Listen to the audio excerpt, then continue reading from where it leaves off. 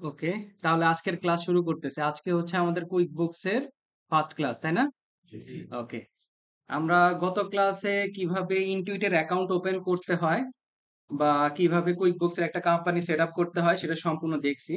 আজকে আমরা দেখব একটা কোম্পানির শুরু থেকে সেট আপ করা শিখব।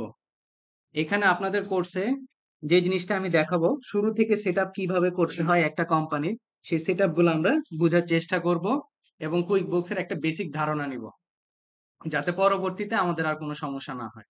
ওকে, আজকে আমরা কি কি টপিক করব সেটা আমরা একটু আগে জেনে নিই। সেটা হচ্ছে আমরা করব হচ্ছে ফিনিশ দ্য কোম্পানি সেটিং, একটা কোম্পানি কিভাবে সেটিং করতে হয়। তারপর প্যাকেজ আপগ্রেড এবং ডাউনগ্রেড, কুইক বুকসে যে বিভিন্ন প্যাকেজ আছে সেই প্যাকেজে কিভাবে আহ, যেতে হয় আবার পিছনে ফিরে আসতে হয় সেগুলো দেখব। Sale settings, expense setting, time and advance setting, customize invoice করা শিখবো, তারপর ট্যাক্স সেটিং এবং চার্ট অফ অ্যাকাউন্ট। এই মোটামুটি 8টা টপিক নিয়ে আজকে আমাদের আলোচনা হবে। তা আসেন আমরা সবাই চলে যাই আমাদের কুইক বুকস এর ড্যাশবোর্ডে। এটা হচ্ছে কুইক বুকস এর ইন্টারফেস, যেটা আমরা সবাই মোটামুটি ওপেন করছিলাম, তাই না? এটা হচ্ছে আমাদের কি একটা ক্লায়েন্টের অ্যাকাউন্ট। একটা ক্লায়েন্টের অ্যাকাউন্ট আমাদের কাছে অ্যাজ এ লার্নার হিসেবে 30 দিনের জন্য আমাদের কাছে থাকবে। 30 দিন পর্যন্ত আমরা এই জিনিসটাকে প্র্যাকটিস করতে পারবো। দেন আবার কি হয়ে যাবে, এক্সপায়ার হয়ে গেলে নতুন করে আমরা সেম প্রসেসে অ্যাকাউন্ট ওপেন করব। ওকে, আসেন আজকে আমরা একটু আলোচনা করি কুইক বুকস এর বেসিক কিছু জিনিস। এটা কুইক বুকস এর লোগো, ইনটুইটের। এটা হচ্ছে plus new icon. Plus new আইকনের একটা নাম আছে, সেটাকে বলা হয় কুইক ক্রিয়েট। মানে আমরা সহজে কোনো অপশন খুঁজে বের করার জন্য আমরা প্লাস নিউ আইকন ব্যবহার করি, এই জন্য এটার নাম হচ্ছে কুইক ক্রিয়েট। দেন এইখানে যে টোটাল জিনিসটা আছে ব্ল্যাক ব্যানার, যেটাকে বলে আমরা কি ব্ল্যাক ব্যানার, এই ব্ল্যাক ব্যানারের সম্পূর্ণ অংশটাকে বলা হচ্ছে নেভিগেশন প্যানেল। কি বলা হচ্ছে? Navigation panel. নেভিগেশন প্যানেলের ভিতরে প্রথম অপশনটা আছে হচ্ছে বুকমার্ক। বুকমার্ক এই জিনিসটা আমরা সবাই মোটামুটি জানি। বুকমার্ক করার অর্থ হচ্ছে কোনো জিনিস আমরা একটা ফেভারিট লিস্টেড করে রাখলাম, যাতে আমরা সহজে সেই জিনিসটা অ্যাক্সেস নিতে পারি। আপনি চাইলে সেটাকে বুকমার্কে এখানে একটা মাত্র অপশন আছে ব্যাংক ট্রানজেকশন, আপনি চাইলে এটাকে পরিবর্তন করতে পারেন এখানে পেন্সিল আইকন ব্যবহার করে। তারপরে মেনু। এই মেনু, মেনুর ভিতরে কিছু জিনিস আমার অ্যাভেলেবেল আছে। একটা হচ্ছে ড্যাশবোর্ড, একটা হচ্ছে ট্রানজেকশন, একটা হচ্ছে সেলস, একটা হচ্ছে এক্সপেন্স, একটা হচ্ছে customer and leads, report, payroll, তারপরে হচ্ছে প্রজেক্ট, তারপরে হচ্ছে বাজেট। আর মেনু সংক্রান্ত যদি কোনো সেটিং করতে হয় তাহলে আমরা মেনু সেটিংসে আছে। আর এরপরে আমরা সোজা চলে, এটা হচ্ছে লোগো। আপনার যে প্রতিষ্ঠান বা যে ক্লায়েন্টের কাজ করবেন তার লোগো থাকবে এখানে, ওই প্রতিষ্ঠানের নাম থাকবে। এটাকে এখন আমরা কোথায় আছি? ড্যাশবোর্ডে আছি। এই জন্য দেখেন এই যে এখানে আহ, একটা চিহ্ন দেওয়া আছে, গ্রিন কালার একটা সাইনের মতো দেওয়া আছে। আমরা এখন কোথায় আছি? কুইক বুকস এর ড্যাশবোর্ডে। ওকে, তারপরে উপরে যদি আমরা ডান পাশে চলে যাই, হেল্পের অপশন। যদি কুইক বুকসে কোনো কাজ করতে গিয়ে যদি আপনার হেল্পের প্রয়োজন হয় তাহলে আপনি তাদের এক্সপার্টদের সাথে সরাসরি কথা বলতে পারবেন। তারপর এখানে হচ্ছে মাল্টি ডটস বা 9 ডটস যেটাকে বলা হয়, কুইক বুকসের সাথে বিভিন্ন ধরনের থার্ড পার্টি অ্যাপস গুলার ইন্টিগ্রেশন করতে হয়, এই জন্য আমরা এখান থেকেও যেতে পারবো। তারপরে হচ্ছে সার্চ অপশন। তারপরে হচ্ছে কোনো যদি নোটিফিকেশন আসে, নোটিফিকেশন। এই এইটা হচ্ছে কুইক বুকসের সব থেকে ইম্পর্টেন্ট একটা ফিচার, সেটা হচ্ছে গিয়ার আইকন। ঠিক আছে, গিয়ার আইকন এটাকে বলা হয় কুইক বুকস এর ভাষায় গিয়ার আইকন বা সেটিং আইকন, যে কোনো নামে, কিন্তু গিয়ার আইকন নামে সবচেয়ে বেশি পরিচিত। আর এটা হচ্ছে আপনার ইনটুইটের অ্যাকাউন্ট। আপনারা যে ইনটুইটে অ্যাকাউন্ট একটা ওপেন করছেন সেই অ্যাকাউন্টের কোনো যদি সেটিং করতে হয়, পাসওয়ার্ড বা এই রিলেটেড কোনো যদি কাজ করতে হয়, সেগুলো আপনারা কোথায় খুঁজে পাবেন? এইখানে আপনার নামের প্রথম অক্ষর, যারা যারা নাম দিয়ে সেভ করছিলেন আপনাদের ইমেইলে, সেই ইমেইলের নামের প্রথম অক্ষরগুলো ব্যবহার করে এই একটা লোগো দেওয়া থাকে। এটা হচ্ছে আমার কুইক বুকস এর সামারি। আর বাজেটের নিচে আরো কিছু আছে, এখানে ট্যাক্স আছে, মাই অ্যাকাউন্টেন্ট আছে, অ্যাপস আছে, এই কয়টা অপশন। ওকে, আসেন প্লাস নিউ আইকনে কি কি আছে একটু আমরা দেখার চেষ্টা করি। প্লাস নিউ আইকনের প্লাস নিউ আইকনের মধ্যে আমার হাতে আছে হচ্ছে কাস্টমার, সাপ্লায়ার। এখানে বসে না, চেয়ারটা শিফট করো। আছে আছে, নাই উনি আবার আসবে, ছোটবেলার বয়স রয়ে গেছে ভাইয়ের ভিতরে। বাস ত্যাগ করতে হবে তো। ওকে, প্লাস নিউ আইকনের আন্ডারে যে চারটা জিনিস অ্যাভেলেবেল আছে সেটা হচ্ছে কাস্টমার, সাপ্লায়ার, টিম এবং আদার। কাস্টমার রিলেটেড যদি আমরা কোনো কোনো ফর্ম ক্রিয়েট করি সেটা আমরা কাস্টমার এখান থেকে ক্রিয়েট করতে পারবো। কোনো সাপ্লায়ার রিলেটেড যদি কোনো ফর্ম ক্রিয়েট করি সাপ্লায়ারের এখান থেকে আমরা নিতে পারবো। দেন হচ্ছে আমাদের টিমে সংক্রান্ত কোনো কাজ করলে আমরা এখান থেকে যেতে পারবো, এবং অন্যান্য অপশন কুইক বুকস এর যে অপশনগুলো অন্য কোথাও অ্যাভেলেবেল নাই সেটা হচ্ছে আমরা আদার অপশনে দেখতে পাবো। এগুলোর প্রত্যেকটা ক্লাসের সময় আমরা বিস্তারিত দেখবো, আমরা জাস্ট আজকে পরিচিত হয়ে নিচ্ছি কোথায় কি আছে। তারপরে ট্রানজেকশনের আন্ডারে কি কি জিনিস অ্যাভেলেবেল আছে? Bank transaction, receipt, reconcile, rules, chart of accounts, recurring transaction. এই প্রত্যেকটা জিনিস আমাদের মনে রাখতে হবে। তারপর সেলস এর আন্ডারে কি কি আছে? Overview, all sales, invoice, estimate, customers, product and service. তারপরে এক্সপেন্সের আন্ডারে কি কি জিনিস অ্যাভেলেবেল আছে আমার কাছে? এক্সপেন্স, বিল, সাপ্লায়ার্স এবং মাইলেজ।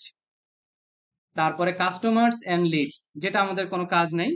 কাস্টমার এবং লিড হচ্ছে প্রতিষ্ঠান ব্যবহার করে, এখানে আমাদের অ্যাকাউন্টেন্টের কোনো কাজ নেই। বিভিন্ন ধরনের লিড সংগ্রহ করা, লিড জেনারেশন বলি বা ডাটা কালেক্ট করা এটা। তারপরে হচ্ছে রিপোর্ট। রিপোর্ট সেন্টারে আমরা সকল ধরনের রিপোর্ট দেখতে পাবো, যেটা আমাদের সবারই একটা কোয়েরিজ থাকে যে কিভাবে আমরা রিপোর্ট জেনারেট করতে পারি। আমরা কুইক বুকস এর কোনো কাজ করলে, ক্লাউড অ্যাকাউন্টিং এর যে কোনো সফটওয়্যারে কাজ করলে অটোমেটিক্যালি ব্যাক হ্যান্ডে রিপোর্ট জেনারেট হয়। আমরা রিপোর্ট গুলো কোথায় খুঁজে পাবো? রিপোর্ট সেন্টারে। অনেক সময় আপনার নিজের মতো করে রিপোর্ট বানাইতে হয়, সেটার জন্য আছে কাস্টম রিপোর্ট। আর ব্যবসা প্রতিষ্ঠানের বিভিন্ন ধরনের ম্যানেজমেন্ট যারা থাকে তাদের বিভিন্ন টাইপের রিপোর্টের প্রয়োজন হয়, তারা ক্রিয়েট করে হচ্ছে ম্যানেজমেন্ট রিপোর্ট। তারপরে হচ্ছে পেরোলের অপশন, দেন হচ্ছে প্রজেক্টের অপশন, বাজেট, ট্যাক্স। আরেকটা জিনিস বলে নি, আমাদের বাংলাদেশে আমরা ট্যাক্স বলি, ভ্যাট আলাদা করি, তাই না? কিন্তু বিদেশে এই জিনিসগুলা ট্যাক্স বললে বুঝাবে হচ্ছে ভ্যাট। ঠিক আছে? সকল ধরনের ট্যাক্সটাকে কি বোঝাবে? ভ্যাট বোঝাবে। এটা আপনার মাথায় রাখতে হবে। এখন ভ্যাট আছে তাই বলে ট্যাক্স নাই, এটা করা যাবে না। তারপরে হচ্ছে মাই অ্যাকাউন্টেন্ট, এটা কি একটা ক্লায়েন্টের কোম্পানি, তাই না? ক্লায়েন্টের কোম্পানি ভার্সন। এখন সে যদি চায় একজন অ্যাকাউন্টেন্টকে হায়ার করবে, তাহলে সে কোথায় যাবে? মাই অ্যাকাউন্টেন্ট অপশনে। আর অ্যাপসে, অ্যাপসে গেলে পাবে হচ্ছে অ্যাপস রিলেটেড, মানে এই অ্যাপসে কি কি ধরনের কাজ আছে সেই কাজগুলা সে এখান থেকে দেখতে পাবে। ঠিক আছে? ওকে,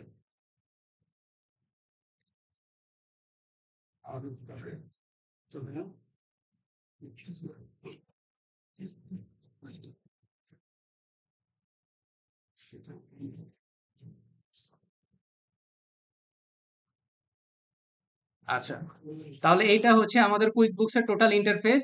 আজকে আমরা আলোচনা করব বেসিক্যালি গিয়ার আইকন নিয়ে। গিয়ার আইকনের আন্ডারে, ইওর কোম্পানির আন্ডারে আমরা করব হচ্ছে অ্যাকাউন্টস এন্ড সেটিংস। ইওর কোম্পানির আন্ডারে আমরা অ্যাকাউন্টস এন্ড সেটিংস দেখব। এই সেটিংস গুলো আজকে আমরা সবগুলো কভার করব। পিছনে সিট নাই তাই? হ্যাঁ, এই জন্য বলছি যে যারা আগে আসবেন একটু সাইড করে একবার বসা শুরু করবেন।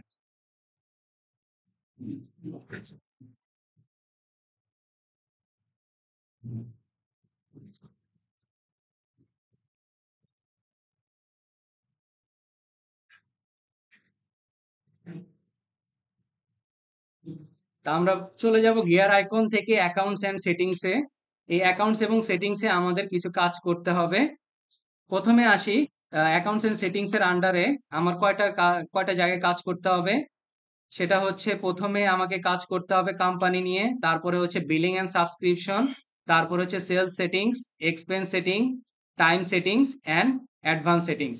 এই কয়টা সেটিংস আমাকে করতে হবে অ্যাকাউন্টস এন্ড সেটিংস এর আন্ডারে। তাহলে আসেন আমরা এক এক করে কাজ করি। প্রথমে আমাকে বলতেছে কোম্পানি নেম। এটার ডান পাশে একটা পেন্সিল আইকন দেওয়া আছে, আমরা পেন্সিল আইকনে ক্লিক করব। এখানে সর্বপ্রথম আমাকে বলতেছে কোম্পানি লোগো। একটা কোম্পানির লোগো দেওয়ার জন্য কোম্পানি নেম, তার হচ্ছে লিগেল নেম। বাইরের দেশে দুইটা নেম থাকে প্রতিষ্ঠানের, যে নামে তারা ট্যাক্স ফাইল করে সেটাকে তারা বলে লিগেল নেম। আরেকটা হচ্ছে কোম্পানি নেম, যেটাতে তারা সেলস বা পারচেজ রিলেটেড কোনো কাজ করে থাকে। তারপরে হইতেছে CRN number, company house registration number, বিভিন্ন দেশে থাকে। তারপর হচ্ছে ভ্যাট নাম্বার যদি থাকে ভ্যাট নাম্বার দিবেন। আপনাদের সাথে একটা ডাটা শেয়ার করব, সেটা হচ্ছে অ্যালার্গেন। তার লোগো আমি দিয়ে রাখছি আপনাদেরকে ফাইলের ভিতরে।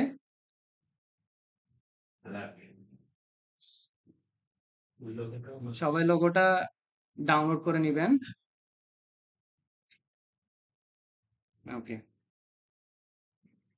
এবার কোম্পানি লোগোতে আমরা লোগোটা সেট আপ করার চেষ্টা করি।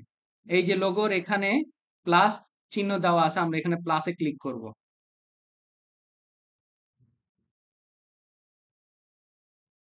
প্লাসে ক্লিক করার পর আমার কাছে আসতেছে লোগোস, এখানে প্লাসে ক্লিক করব। দেন আপনারা যেখানে লোগোটা রাখছেন সেই লোগোটাকে এখানে ইম্পোর্ট করে দেন।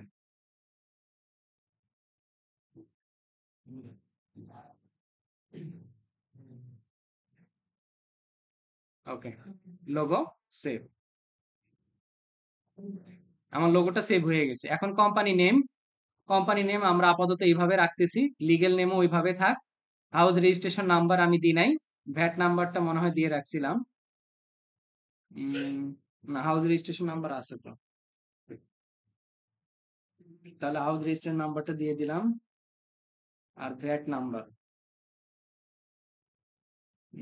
নাম্বার নাই, আচ্ছা, যেটা এটা নাই আমরা ওটা দেওয়ার দরকার নাই। তাহলে কি করলাম, কোম্পানি একটা লোগো দিলাম, একটা নেম দিলাম, তারপরে হচ্ছে কোম্পানি হাউস রেজিস্ট্রেশন নাম্বারটা দিলাম যদি আমার কাছে থাকে, ভ্যাট নাম্বারটা নাই। যে কয়টা ইনফরমেশন থাকবে প্রত্যেকটা দিয়ে আমরা সেভ করে দিব। তারপরে হচ্ছে কোম্পানি টাইপ, যেটা আমরা কোম্পানি সেট আপ করার সময় দেখে আসছি।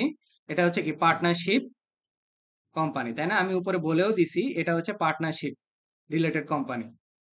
এই যে ইন্ডাস্ট্রিও বলে দিছি, এটা লোকেশনও বলে দিছি, এটা কি টাইপের কোম্পানি সেটা বলে দিছি। ওকে, তারপর এবার আসেন কন্টাক্ট ইনফো, মানে কোম্পানির কন্টাক্ট রিলেটেড ইনফরমেশন গুলো আপনাকে দিতে হবে। তাহলে আমরা পেন্সিল আইকনে ক্লিক করব, পেন্সিল আইকনে ক্লিক করার পরে কোম্পানির একটা ইমেল অ্যাড্রেস দিতে হবে, তারপরে হচ্ছে কোম্পানির একটা ফোন নাম্বার দিতে হবে, দেন কি তার ওয়েবসাইটটা দিতে হবে যদি আপনার কাছে এগুলো অ্যাভেলেবেল থাকে। তাহলে আমি ইমেল নাম্বারটা প্রথমে নিচ্ছি।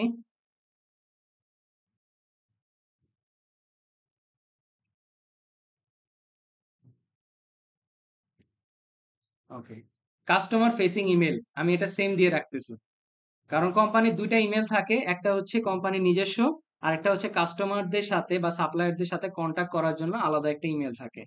যদি দুইটা আলাদা আলাদা থাকে তাহলে টিক মার্কটা উঠায় দিয়ে আরেকটা ইমেল আপনারা সেট করবেন, আর যদি না থাকে তাহলে সেম অ্যাজ দিয়ে দিবেন। তারপর হচ্ছে কোম্পানির ফোন নাম্বার,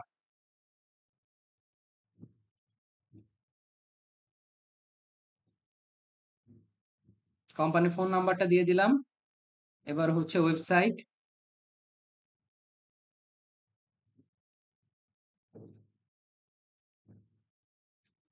দিয়ে আমরা সেভ করে দিব। ওকে, এবার আসেন অ্যাড্রেস। অ্যাড্রেসও এইখানে একটা সমস্যা হয়েছে, যেটা আগে ছিল না। আমরা এখন আর ইউকে ব্যতীত অন্য কোনো দেশের অ্যাড্রেস দিলে আমার এখানে নিবে না। এই জন্য, যদিও আমরা কাজ করব হইতেছে আমেরিকান একটা প্রতিষ্ঠানে জাস্ট লোকেশনটা আমরা দিব। দেখেন, আমেরিকান প্রতিষ্ঠানের যে অ্যাকচুয়াল লোকেশনটাও আমি লিখে রাখছি, কিন্তু আমার অ্যাকচুয়াল লোকেশনটা তারা নিচ্ছে না। এই জন্য আমরা অন্য আরেকটা লোকেশন দিয়ে রেখে আমরা কি করব, সেট করব। ওই কোম্পানিরই আরেকটা কি তাদের আউটলেট আছে, সেই আউটলেটটা নিয়ে আমরা এখানে কাজ করব। স্ট্রিট অ্যাড্রেসে দিব,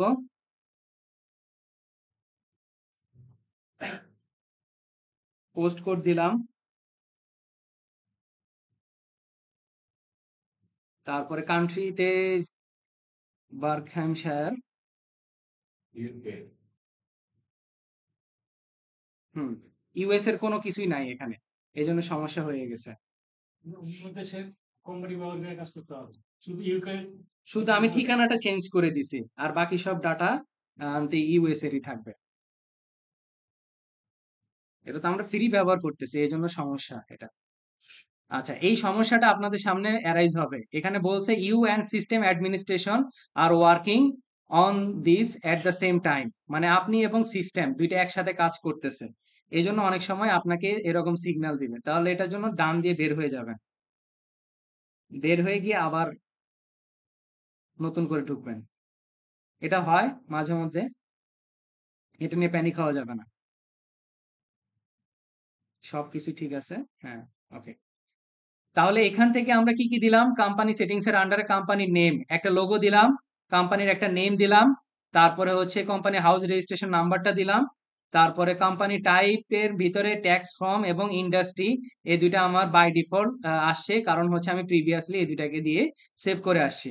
তারপর হচ্ছে contact info, contact related information গুলা, ইমেইল, তারপরে হচ্ছে কোম্পানি ফোন নাম্বার এবং ওয়েবসাইট, এই সবগুলা জিনিস আমরা দিলাম। তারপরে হচ্ছে অ্যাড্রেস, অ্যাড্রেসে আমরা কোম্পানির অ্যাড্রেসটা দিলাম। আচ্ছা, তারপরে হইতেছে কমিউনিকেশন ইনটুইট কুকি প্রেফারেন্স, এগুলো আমার প্রয়োজন নাই। তাহলে আমার কোম্পানি সেটিংসটা ক্লোজ হয়ে গেছে।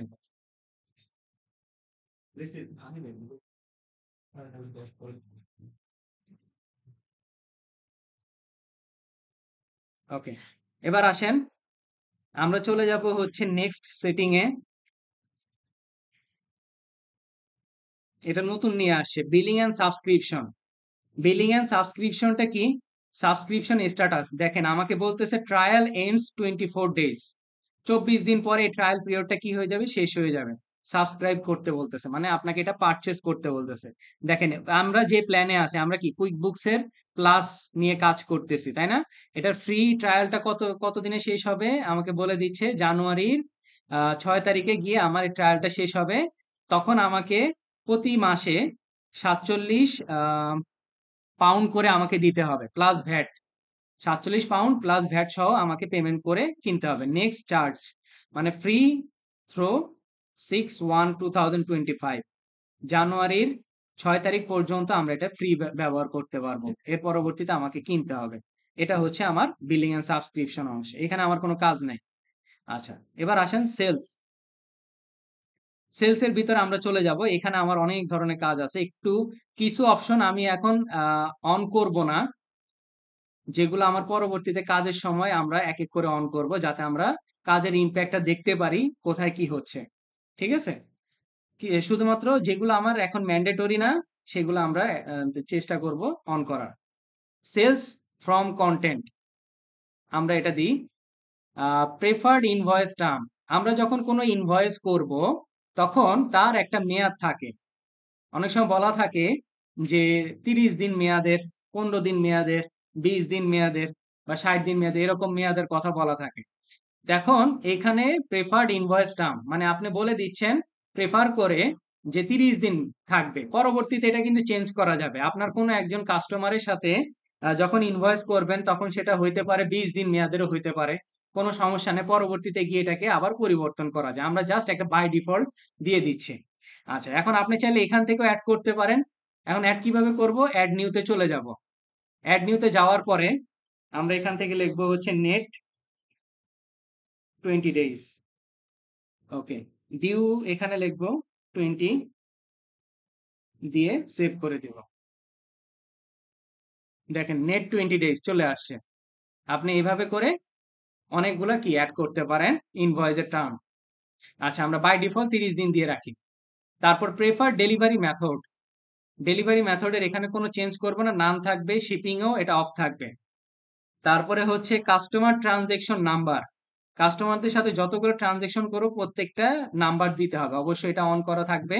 সার্ভিস ডেট এটা অন করে দিব। ডিসকাউন্ট ডিপোজিট, আমার ইনভয়েসে আমরা যখন ইনভয়েস করি কোনো, তখন সেটা ডিপোজিট, ডিপোজিটও অনেক সময় কি অনেকে করে দেয়। হয়তো 10,000 টাকার ইনভয়েস 2,000 টাকা এখন সে ডিপোজিট করে দিয়ে যাচ্ছে, মানে ডাউন পেমেন্ট করে দিয়ে যাচ্ছে। তাহলে ডিপোজিটের জন্য যদি আমি এখানে অপশনটা অন করে না দিই, তাহলে আমার কিন্তু ইনভয়েসের ডিপোজিট কলামটা দেখাবে না।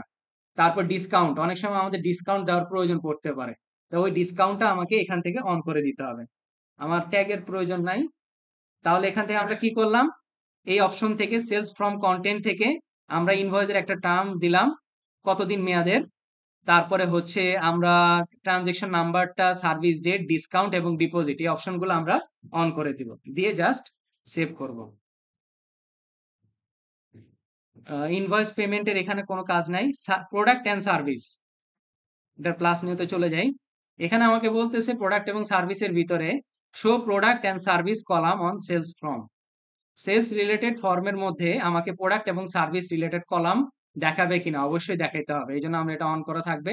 Show item and service code, যদি আপনার যে আইটেমটা অথবা যে সার্ভিসটা আপনার কাছ থেকে কোনো একজন কাস্টমার নিচ্ছে তার যদি কোড নাম্বার দেখাইতে চান তাহলে এটাকে অন করে দিবেন। তারপর ট্র্যাক কোয়ান্টিটি অ্যান্ড প্রাইস, আপনার ওই প্রোডাক্ট বা ওই আইটেম বা ওই সার্ভিসের কত কোয়ান্টিটি আপনার কাছে আছে বা কত কোয়ান্টিটি আপনি দিচ্ছেন, কত কোয়ান্টিটি আসতেছে, এই সম্পূর্ণ জিনিস আপনি ট্র্যাক করতে চান বা তার প্রাইস কত হচ্ছে সেগুলো সম্পূর্ণ আপনি ট্র্যাক করতে চান, তাহলে এটা অপশনটাকে অন করে দিতে হবে। তারপর track stock quantity on hand, আপনার হাতে কত কোয়ান্টিটি আছে স্টক সেটা আপনি পরবর্তী দেখতে চান, তাহলে এই অপশনগুলো অন করা থাকবে। ঠিক আছে। তারপরে হচ্ছে প্রোগ্রেস ইনভয়েসিং, এটা আমরা এখন অন করব না।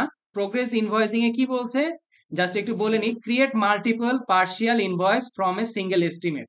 আমরা যখন কোনো এস্টিমেট কেউ আমাকে দেয়, কোনো একজন কাস্টমার আমাকে একটা এস্টিমেট দিল, সেই প্রোডাক্ট পারচেস করতে চায় আমার কাছ থেকে, তাহলে এই পারচেস করার করতে চায়, সে আমাকে একটা এস্টিমেট দিল, তারপরে সে কি করলো, একটা ইনভয়েসে না সে দুইটা তিনটা ইনভয়েসে সে আমার কাছ থেকে সে প্রোডাক্ট গুলা নিল, তাহলে একটা এস্টিমেট থেকে কতগুলো হলো, দুইটা বা তিনটা ইনভয়েস হলো, তাই না?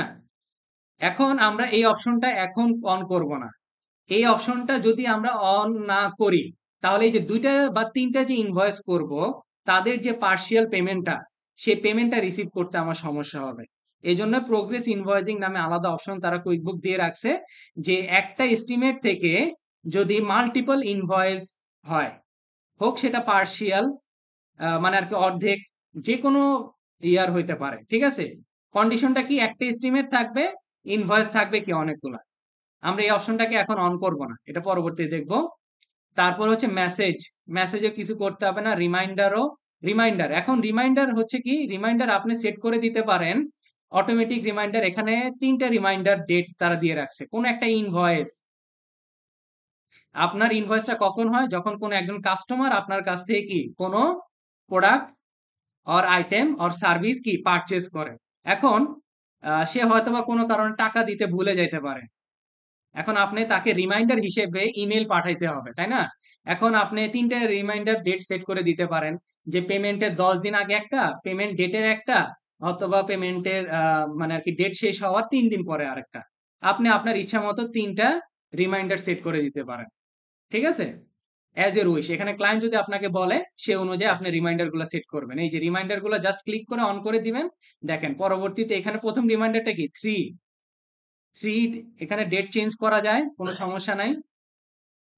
3 days বিফোর ডিউ ডেট, মানে ডিউ ডেট হওয়ার 3 দিন আগে ওই কাস্টমারকে রিমাইন্ডার দিবে।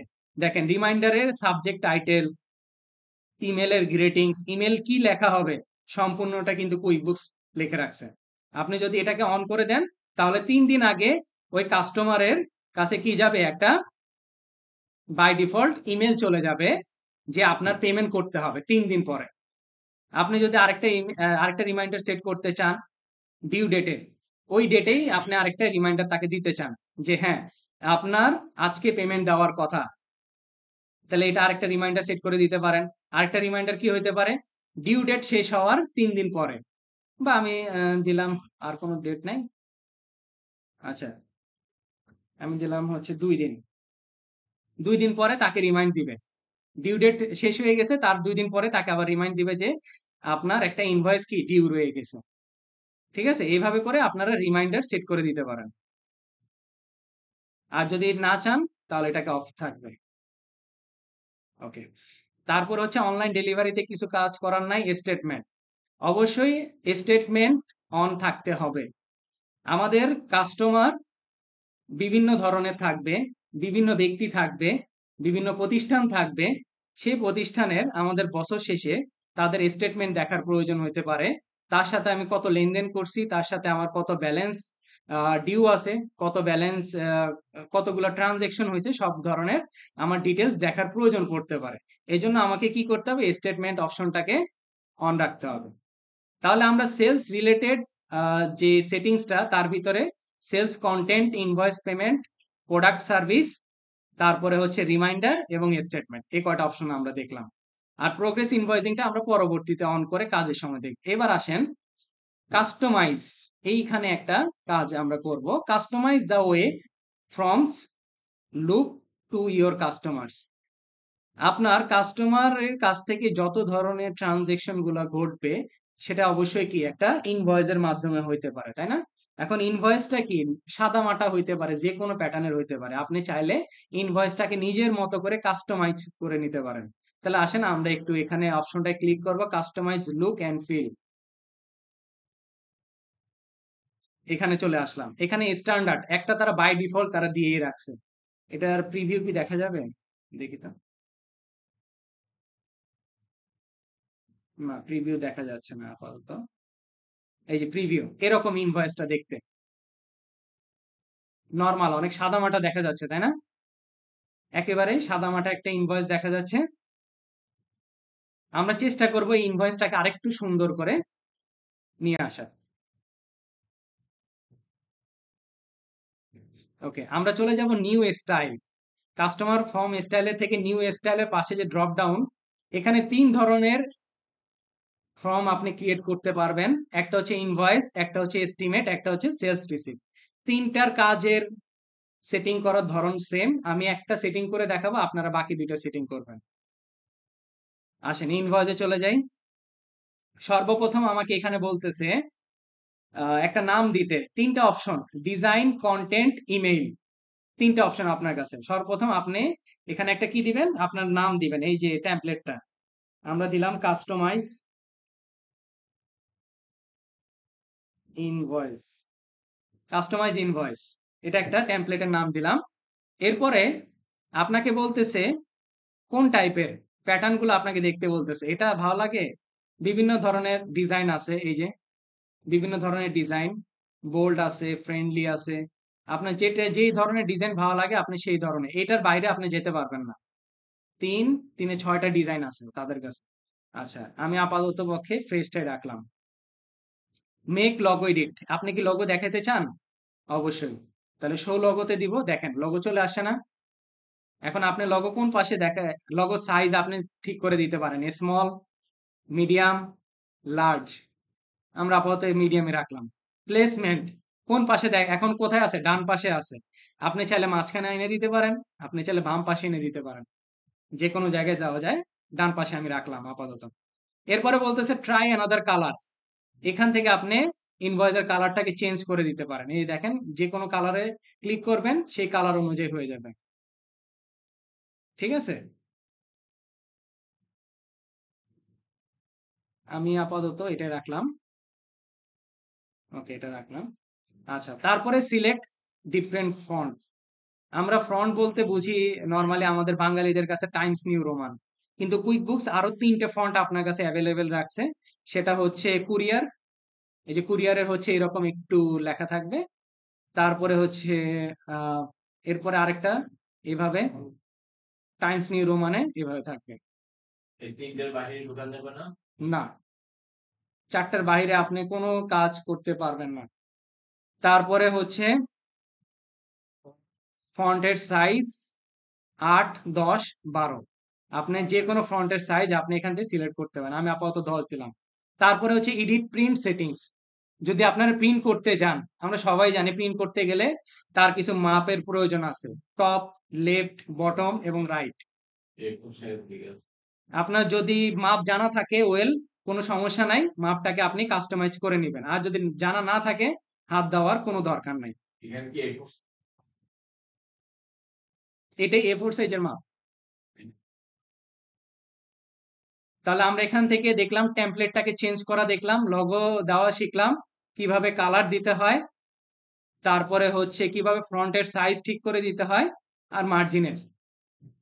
এরপরে আসেন কন্টেন্ট। অনেকে এই জায়গাটাতে প্যানিক হয়ে যায় যে স্যার এখানে তো কোনো কিছু নাই। আসবে কিভাবে? আপনাকে তো 3টে জায়গা দেওয়া হয়েছে। একটা হচ্ছে উপরের অংশ, দেখেন এটাকে বলা হয় হেডার, এটাকে বলা হয় টেবিল, আরেকটাকে বলা হয় ফুটার। 3টা অংশ। আপনি যখন এডিট করতে যাবেন, হেডার, হেডার অংশে আপনি কি কি দেখাইতে চাচ্ছেন? বিজনেসের নেম অবশ্যই। যদি দেখাইতে না চান তাহলে এখান থেকে টিক মার্কটা উঠে দিবেন। তারপর ফোন নাম্বার দেখাতে যাচ্ছেন, তাহলে এটা টিক মার্ক থাকবে। যদি দেখাতে না চান তাহলে এটা উঠে দেন। তারপর ইমেল অ্যাড্রেস, আপনি কি এখানে ইমেল অ্যাড্রেস দিবেন? যদি দেন তাহলে এটা থাকবে, আর না হলে কি উঠে দিবেন। তারপর হচ্ছে কোম্পানি নাম্বার, আপনি যদি কোম্পানি নাম্বার দিতে চান, এই যে কোম্পানির নাম্বার, ক্লিক করা মাত্রই ডান পাশে হচ্ছে আমরা প্রিভিউ দেখতে পারতেছি।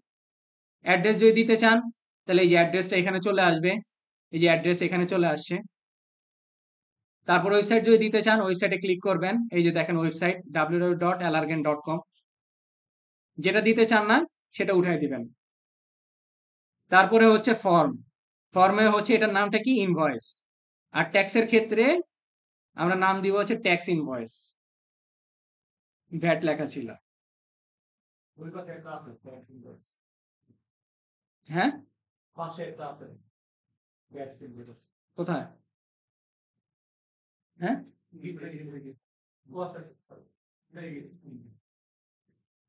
আচ্ছা।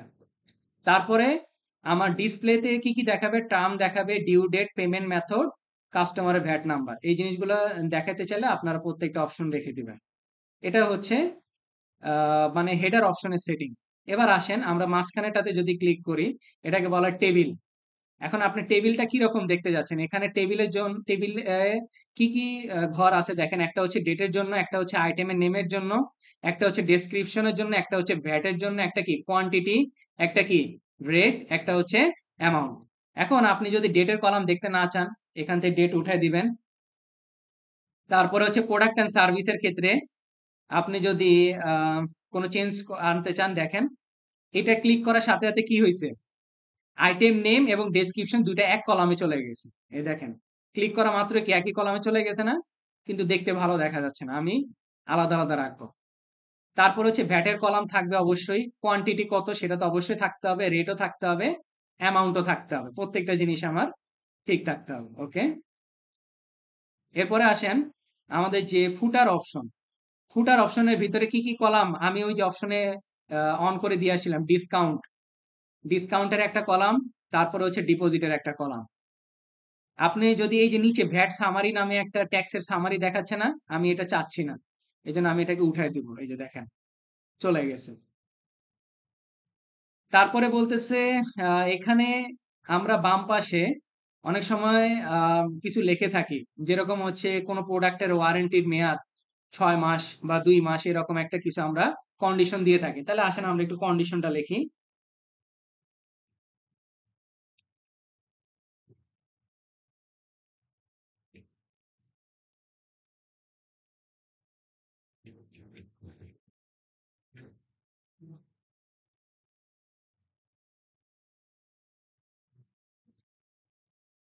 দুই মাস পরে প্রোডাক্টের আর কোনো রিটার্ন হবে না। দেখেন এই লেখাটা কোথায় আসছে, বাম পাশে চলে আসছে।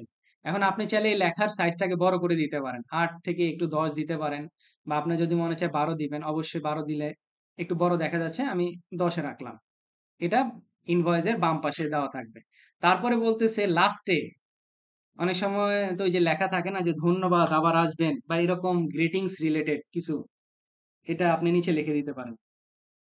আমি লিখলাম থ্যাঙ্কস ফর কামিং।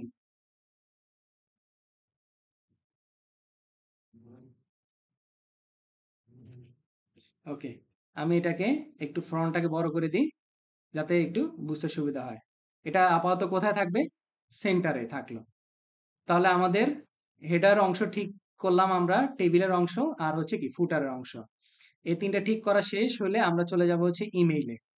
ইমেইল, কোনো একজন কাস্টমারের কাছে একটা ইমেলটা যাবে হচ্ছে এইভাবে, সাবজেক্ট থাকবে, সেটা ফর্ম থাকবে, কোথা থেকে যাচ্ছে, সেই প্রতিষ্ঠানের নাম, ইনভয়েস, ডিউ ডেট, কত ব্যালেন্স ডিউ আছে, এবং পে ইনভয়েস কত আছে, তার ইমেলে ডিটেলসটা এখানে থাকবে। এখন আপনি চাইলে ইমেলের ডিটেলসেও আপনি চেঞ্জ আনতে পারেন। বাম পাশ থেকে তারা বলতেছে how your invoice appears in email, একটা ইমেইলে আপনার ইনভয়েসটা কেমন ভাবে দেখাবে, ফুল আপনার কাস্টমারের কাছে যাবেন, তাকে পেমেন্ট করার জন্য বলবে।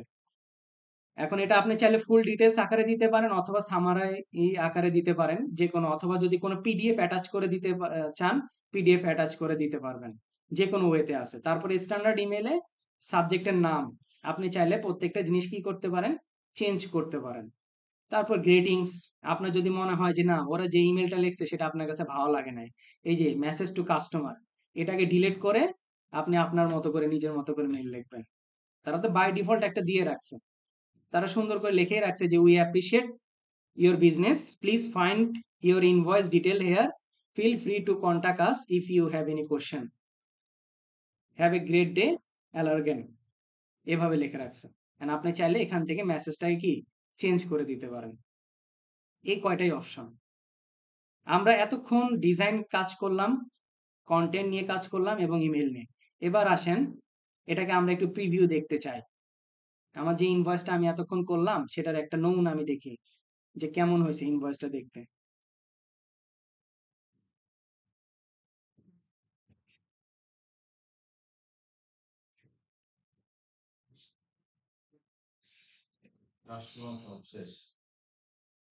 এই যে ইনভয়েসটাকে আমরা প্রিন্ট করি একটু, আবার এভাবে আসে কেন?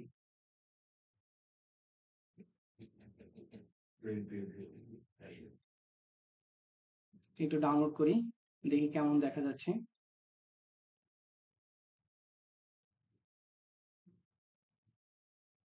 এই যে এরকম দেখা যাচ্ছে আমার কাছে ইনভয়েসটা একটু আগে থেকে বেটার, তাই না? আগের মেথড থেকে একটু বেটার মনে হচ্ছে আমার কাছে।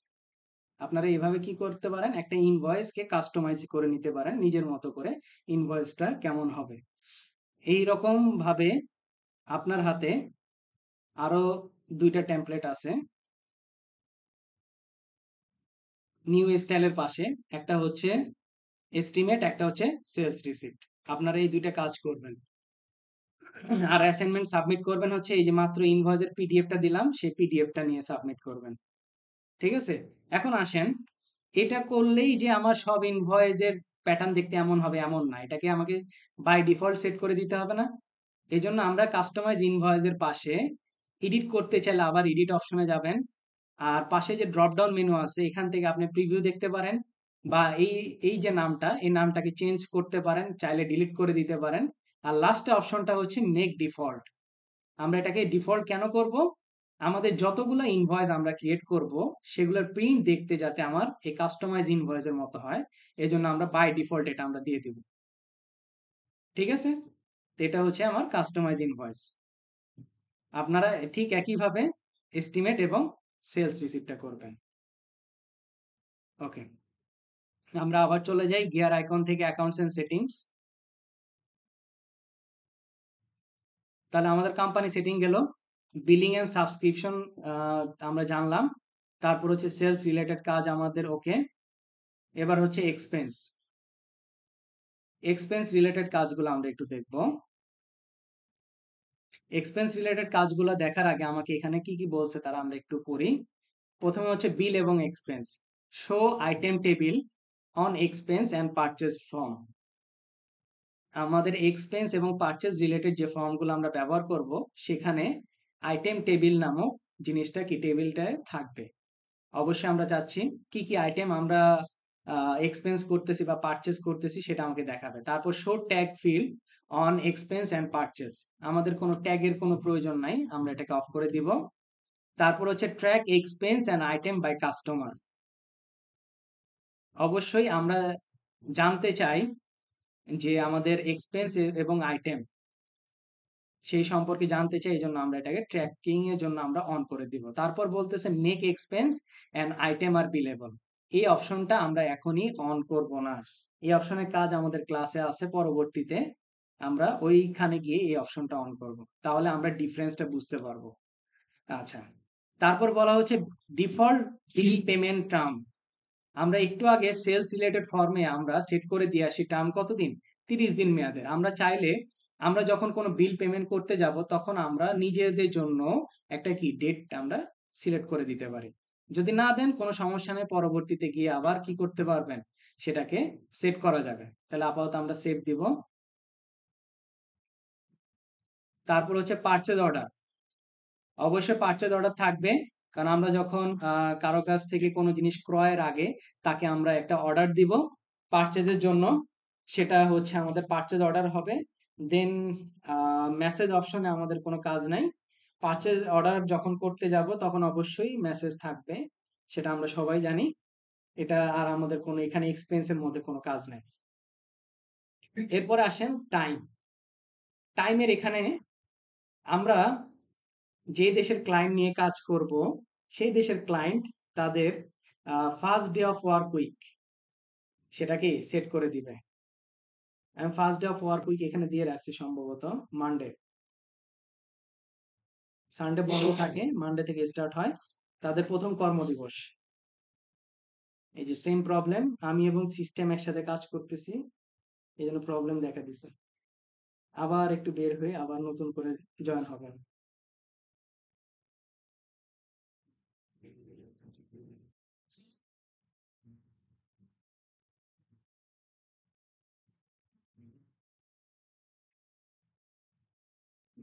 ওকে, টাইমশিট।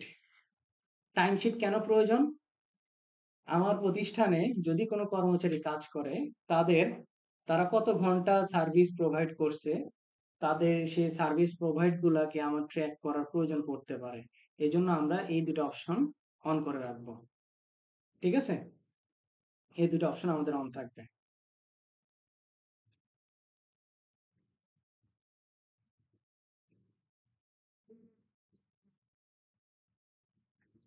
লাস্ট অপশনটা যেটা, সেটা হচ্ছে অ্যাডভান্স। ওকে, অ্যাডভান্সে এইখানে কিছু কাজ আছে। সেটা প্রথমে হচ্ছে অ্যাকাউন্টিং। অ্যাকাউন্টিং এ বলা হচ্ছে first month of the financial ইয়ার। একটা প্রতিষ্ঠানে ফাইন্যান্সিয়াল ইয়ার কবে থেকে স্টার্ট হয় সেটা এক এক দেশের এক এক রকম। আমরা যদি ইউকের করি তাহলে স্টার্ট হয় হচ্ছে এপ্রিল থেকে। আহ, আর এখানে যেহেতু আমরা অ্যাড্রেসটা ইউকে দিছি, এই জন্য আমরা ইউকে অ্যাড্রেস অনুযায়ী আমরা কি করব, first month of the financial year মানে প্রথম আর্থিক মাসটা হবে কি এপ্রিল।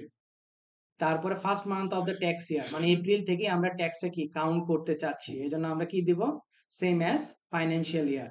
অ্যাকাউন্টিং মেথড অবশ্যই দুইটা থাকে, সেটা আমরা সবাই জানি। একটা হচ্ছে অ্যাক্রুয়াল, একটা হচ্ছে ক্যাশ বেসিস। এটা নিয়ে একটু বলি, সেটা হচ্ছে ক্যাশ বেসিস অ্যাকাউন্টিং মেথডটা কি, যখন কোন নগদে কোনো কাজ হবে তখনই আমরা কি করব, অ্যাকাউন্টিং এ আমরা দেখাবো, সেটাকে বলা হয় ক্যাশ বেসিস মেথড। আরেকটা হচ্ছে অ্যাক্রুয়াল বেসিস মেথড। কোনটা? আমার নগদে হোক বা বাকিতে যে কোনো ট্রানজেকশন হোক, আমরা সেটা কি অ্যাকাউন্টিং এর আন্ডারে কি লিপিবদ্ধ করি। এজন্য এটাকে বলা হয় অ্যাক্রুয়াল বেসিস মেথড। আমরা সবাই কি অ্যাক্রুয়াল বেসিস মেথডে অঙ্ক করি। ওকে, তারপরে বলা হচ্ছে ক্লোজ দ্য বুকস। এটার আগে একটু এর নিচের অপশনটা দেখি, সেটা হচ্ছে default tax rate selection. Tax basically তিনটা প্যাটার্নের হয়, আগে ছিল দুইটা, কিন্তু এখন তিনটা প্যাটার্নের ট্যাক্স গুলো আমরা দেখি সচরাচর। সেটা হচ্ছে কোন প্রোডাক্টের প্রাইসের উপরে যদি ট্যাক্সটাকে এক্সট্রা করে ধরা হয় সেটাকে বলা হয় এক্সক্লুসিভ অফ ট্যাক্স। আর যদি প্রোডাক্টের প্রাইসের ভিতরে ট্যাক্স রেটটা অন্তর্ভুক্ত থাকে সেটাকে বলা হয় ইনক্লুসিভ অফ ট্যাক্স। তারপরে হচ্ছে নো ভ্যাট, মানে আর কি যদি কোনো ট্যাক্স অন্তর্ভুক্ত বা কোনো ট্যাক্সের আওতায় পড়তেছে না, সেটা কি হবে, নো ভ্যাট হবে। আমরা বাই ডিফল্ট নরমালি কি করি, আমরা প্রোডাক্টের প্রাইস ক্যালকুলেশন করার পরে দেন আমরা ট্যাক্স বা ভ্যাটটাকে ক্যালকুলেট করি। এই জন্য আমাদের সবসময় মেথডটা কোনটা হবে, exclusive of tax. Okay, maximum কান্ট্রিতেই এক্সক্লুসিভ অফ ট্যাক্স, কারণ প্রাইসটা পরে, প্রাইসের উপরে দেন আমরা ট্যাক্সটা ক্যালকুলেশন করি, আগে ট্যাক্স ক্যালকুলেশন হয় না। তারপর হচ্ছে ক্লোজ দ্য বুকস। এই অপশনটাকে যদি আমি অন করে দিই, এই জিনিসটা মানে কি বুঝাচ্ছে, ক্লোজ দ্য বুকস শব্দটার অর্থ হচ্ছে আমি বইটাকে কি বন্ধ করে দিচ্ছি। আমি যদি এখানে কোন একটা ডেট সেট করে দিই, সেই ডেটের পূর্বে গিয়ে আমি আর কোনো অ্যাকাউন্টিং এ চেঞ্জ করতে পারবো না। যদি ধরেন আমি দিয়ে ফেললাম 2024 এর জানুয়ারির 1 তারিখ, তাহলে 2023-এর আমার যদি কোনো একটা হিসাবের কোনো গরমিল থাকে, আমি যদি সেখানে গিয়ে অ্যাডজাস্টমেন্ট করতে চাই তাহলে আমি করতে পারবো না। শুধুমাত্র এই ক্লোজ ডেটটাকে কাজ করার অধিকার একজন মাত্র ব্যক্তি রাখে, সেটা হচ্ছে যে ক্লায়েন্ট, তার রাখে। ঠিক আছে, এখন এই ক্লোজিং ডেটটা এটা দ্বারা বোঝাচ্ছে হচ্ছে ওই ডেটের প্রিভিয়াসে গিয়ে আমরা যাতে অ্যাকাউন্টিং কোনো কাজ করতে না পারি। এটা সেফটির জন্য রাখা হয়, ওই যে আমরা যেরকম মাল্টি ফ্যাক্টর অথেন্টিকেশনের নাম শুনে থাকি, মানে আর কি আমাদের একটু অ্যাকাউন্টে যাতে সিকিউরিটি থাকে। অনেক সময় দেখা যায় যে বিভিন্ন দেশের ক্লায়েন্ট তাদের অ্যাকাউন্টগুলো আমাদেরকে দিয়ে কাজ করতে দেয়, এখন কোনো কারণে একটা ট্রানজেকশন চলে আসছে অনেক প্রিভিয়াসের। এখন আমি ক্লায়েন্টকে না জানায় আমি পোস্টিং করতে যাচ্ছি। তখনই কি ক্লায়েন্টের কাছে সেটা কি ওয়ার্নিং হিসেবে যাবে। ক্লায়েন্ট যদি পারমিশন দেয় সেই জিনিসটা, তাহলে আমি কাজ করতে পারবো। না হলে আমি ওই ট্রানজেকশনে কোনো কাজ করতে পারবো না। এখানে ২ টা অপশন আছে। একটা হচ্ছে allow changes after viewing a warning, আরেকটা হচ্ছে allow changes after viewing a warning and entering password. প্রথমটাতে যদি আমি ক্লিক করি শুধুমাত্র ওয়ার্নিং দিবে ক্লায়েন্টের কাছে। আর ক্লায়েন্টরা সেটা দেখবে, দেখে সেটাকে অ্যাকসেপ্ট করে দিবে। আর পরেরটাকে যদি দেওয়া হয়, ক্লায়েন্ট এখানে কি করতে পারে? একটা পাসওয়ার্ড সেট করে দিতে পারে। ক্লায়েন্ট কি করতে পারে? একটা পাসওয়ার্ড সেট করে দিতে পারে। পাসওয়ার্ড সেট করে দেওয়ার পরে যখন আমি ওই ট্রান্সেকশনটা দিতে যাব তখন তো আমাকে নিতে দিবে না। বলবে যে পাসওয়ার্ড দেন। তখন ক্লায়েন্ট এইখানে যে পাসওয়ার্ডটা দিছে সে কি করবে? অ্যাকাউন্টেন্ট কে দিবে যে আপনি পাসওয়ার্ডটা দিয়ে প্রিভিয়াস ইয়ারে গিয়ে কাজ করান। এটা জাস্ট সেফটির জন্য। আমাদের এখানে কোনো কাজ নাই। জাস্ট আমরা অপশনগুলো দেখে রাখলাম ক্লোজিং ডেটের। আমরা এটাকে অফ করে রাখবো। না, এখানে আমার এখন কোনো কাজের দরকার নাই। ওকে, কনস্ট্রাকশন ইন্ডাস্ট্রি স্কিম, সিআইএস। যদি আপনার কোনো ক্লায়েন্ট থাকে কনস্ট্রাকশন রিলেটেড বা রিয়েল এস্টেটে, তখন তারা সেটাকে এনেবল করে রাখবে। এটা এনেবল করে দিলে আমাদের দেশে কন্ট্রাক্টরের তো ঠিক ঠিকানা নাই, তাই না? কিন্তু বাইরের দেশের যারা কন্ট্রাক্টর রিলেটেড কাজ করে তাদের অনেক ধরনের রুলস এন্ড রেগুলেশন মেনটেন করতে হয়, অনেক ধরনের নাম্বার দিতে হয়। সেই নাম্বারগুলা ক্লায়েন্ট এগুলা প্রোভাইড করবে। এখানে আপনার কোনো কাজ নেই। ঠিক আছে? আমরা এটাকে অফ রাখবো আপাতত। তারপর হচ্ছে মেকিং ট্যাক্স ডিজিটাল। এখানে বলা হইতেছে এইচআরএমসি কানেকশন। আমরা একটু এইচআরএমসি একটু ইয়ে করে আসি।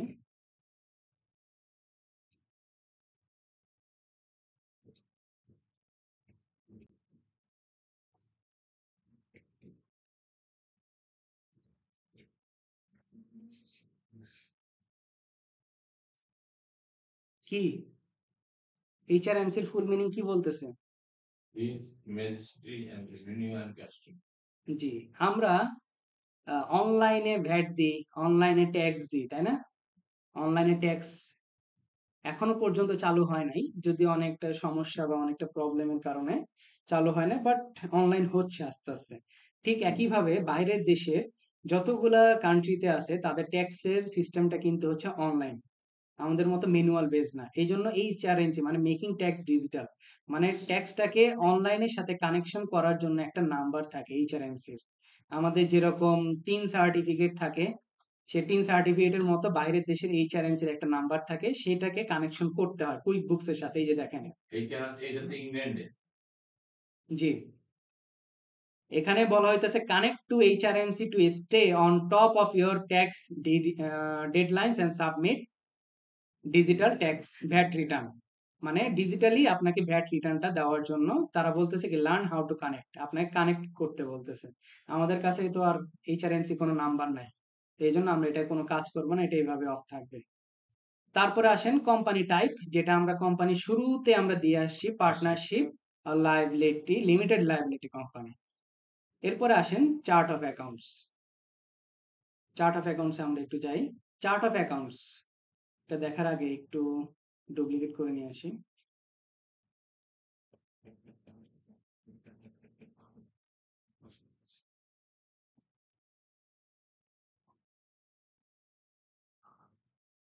চার্ট অফ অ্যাকাউন্টস থাকে হচ্ছে ট্রানজেকশনের আন্ডারে চার্ট অফ অ্যাকাউন্টস থাকে। ঠিক আছে, মনে রাখতে হবে কোথায় কোন অপশনটা থাকে। ট্রানজেকশনের আন্ডারে আমাদের আমাদের চার্ট অফ অ্যাকাউন্টসটা থাকবে। আরেকটা থাকবে হচ্ছে গিয়ার আইকন থেকে ইওর কোম্পানির আন্ডারে চার্ট অফ অ্যাকাউন্টস থাকবে। এই দুইটা জায়গায় আমরা চার্ট অফ অ্যাকাউন্ট রিচ করতে পারি। এখন চার্ট অফ অ্যাকাউন্টসটা কি অনেকের কাছে প্রশ্ন হচ্ছে। তাই আমরা যে বিভিন্ন টাইপের লেজার করে থাকি, আমরা বাঙালিরা তো লেজার ভালো বুঝি, লেজার করে থাকি, সেই লেজারের হেড গুলোকে বলা হয় চার্ট অফ অ্যাকাউন্টস, হিসাবের খাত। এখন বাই ডিফল্ট কুইকবুকস আপনাকে 57টা চার্ট অফ অ্যাকাউন্টস প্রোভাইড করবে বাই ডিফল্ট। ঠিক আছে, বাই ডিফল্ট আপনাকে প্রোভাইড করবে। আপনাকে যদি এরপরে প্রয়োজন হয় আপনি কি করবেন, ম্যানুয়ালি সেটাকে অ্যাড করে নেবেন।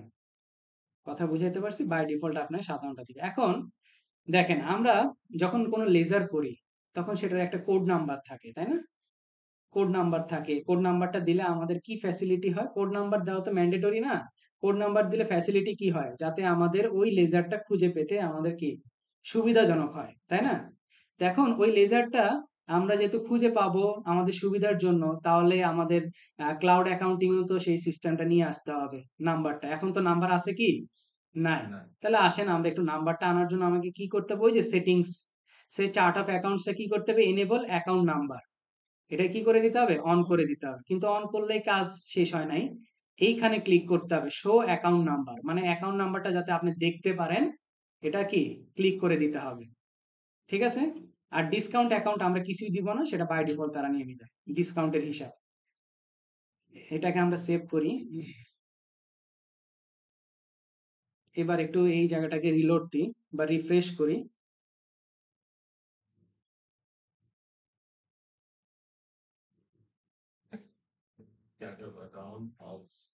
আসে নাই?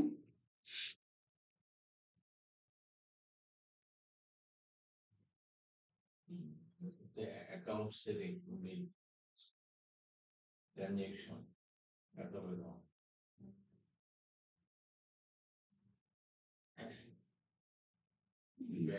নেটে সমস্যা করতেছে।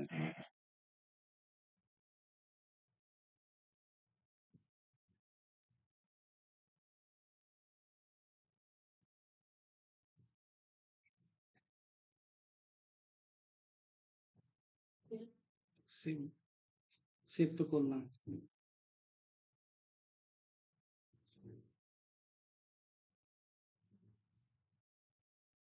সেভই হয়নি।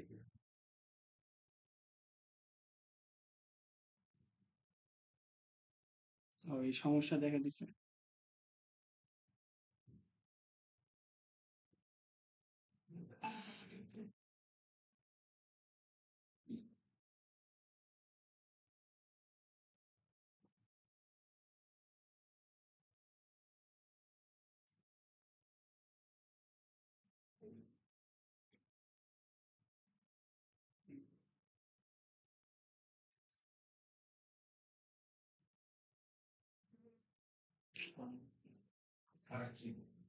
না, আমি আর সিস্টেম একসাথে কাজ করতেছি তো এই জন্য সমস্যা হচ্ছে।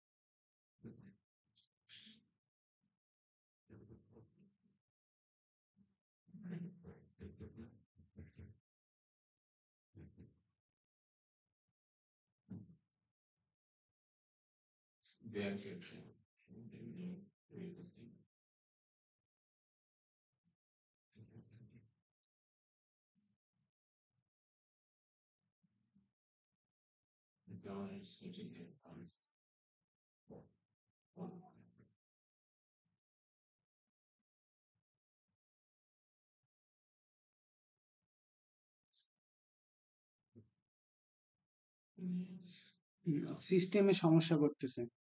যাই হোক, আমাদের এখানে আমরা একটা কলাম পাবো, সেটা হচ্ছে কি আমাদের কোড নাম্বার দেওয়ার জন্য। ঠিক আছে? কোড নাম্বার দেওয়ার জন্য, যেহেতু এখন সিস্টেমে একটু প্রবলেম বা হয়তো বা আপগ্রেডেশনের কাজ চলতেছে, এই জন্য পরবর্তীতে সেটা আমাদের কাছে নিয়ে নিবে। আমরা কিন্তু এখানে দেখাই দিছি এনেবল অ্যাকাউন্ট নাম্বার, অ্যাকাউন্ট নাম্বারটা অন করব, দেন হচ্ছে শো অ্যাকাউন্ট নাম্বারস। ঠিক আছে? দিয়ে আমরা এটা কি করব? সেভ করে দিব। এরপরে আসেন ক্যাটাগরি, ক্লাস এবং লোকেশন। একটা ফ্যান ছেড়ে দেন, একটা সামনেটা। কেউ কি বলতে পারবেন আমাকে, ডিসক্রাইব করতে পারবেন ক্লাস এবং লোকেশন জিনিসটা কি?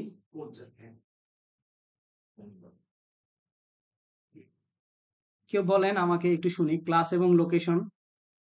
লোকেশনটা যেই জায়গাতে ওয়ার্ক হচ্ছে সেই প্লেসটা জিম জিম জিম ম্যাপ, গুগল ম্যাপের আন্ডারে। আর কেউ বেটার কোনো অ্যান্সার বলেন? ভুল তো হবেই, ভুল হলে আমরা শিখতে পারবো।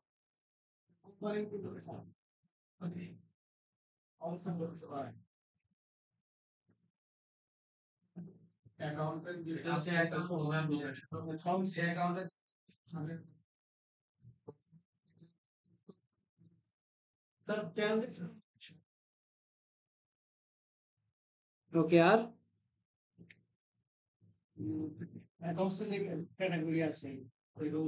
ওকে,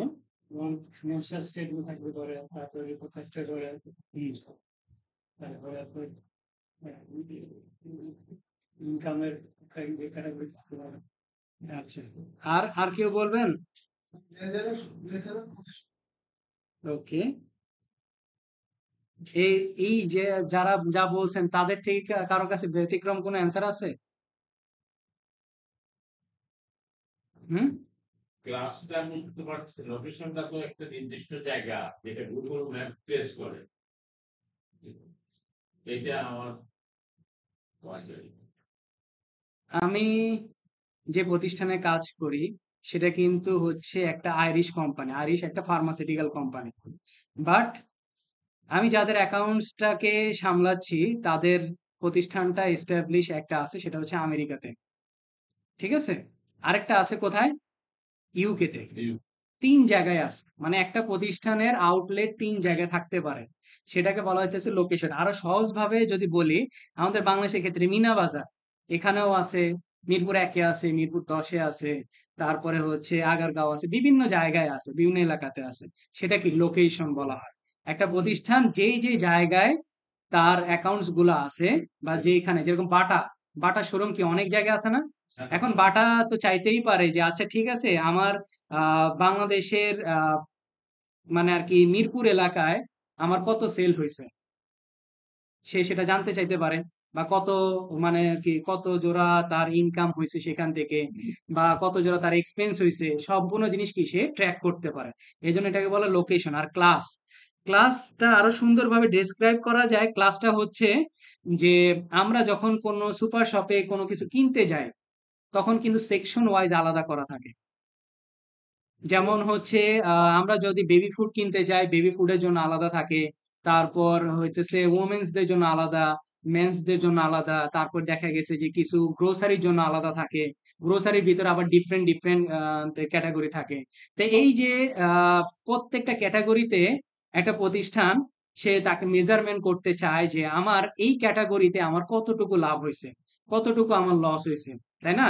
এটাকে বলা হইতেছে কি, ক্লাস বলা হইতেছে। আর লোকেশনটা বুঝাইতে পারছি? লোকেশন আর ক্লাস দুইটা জিনিস।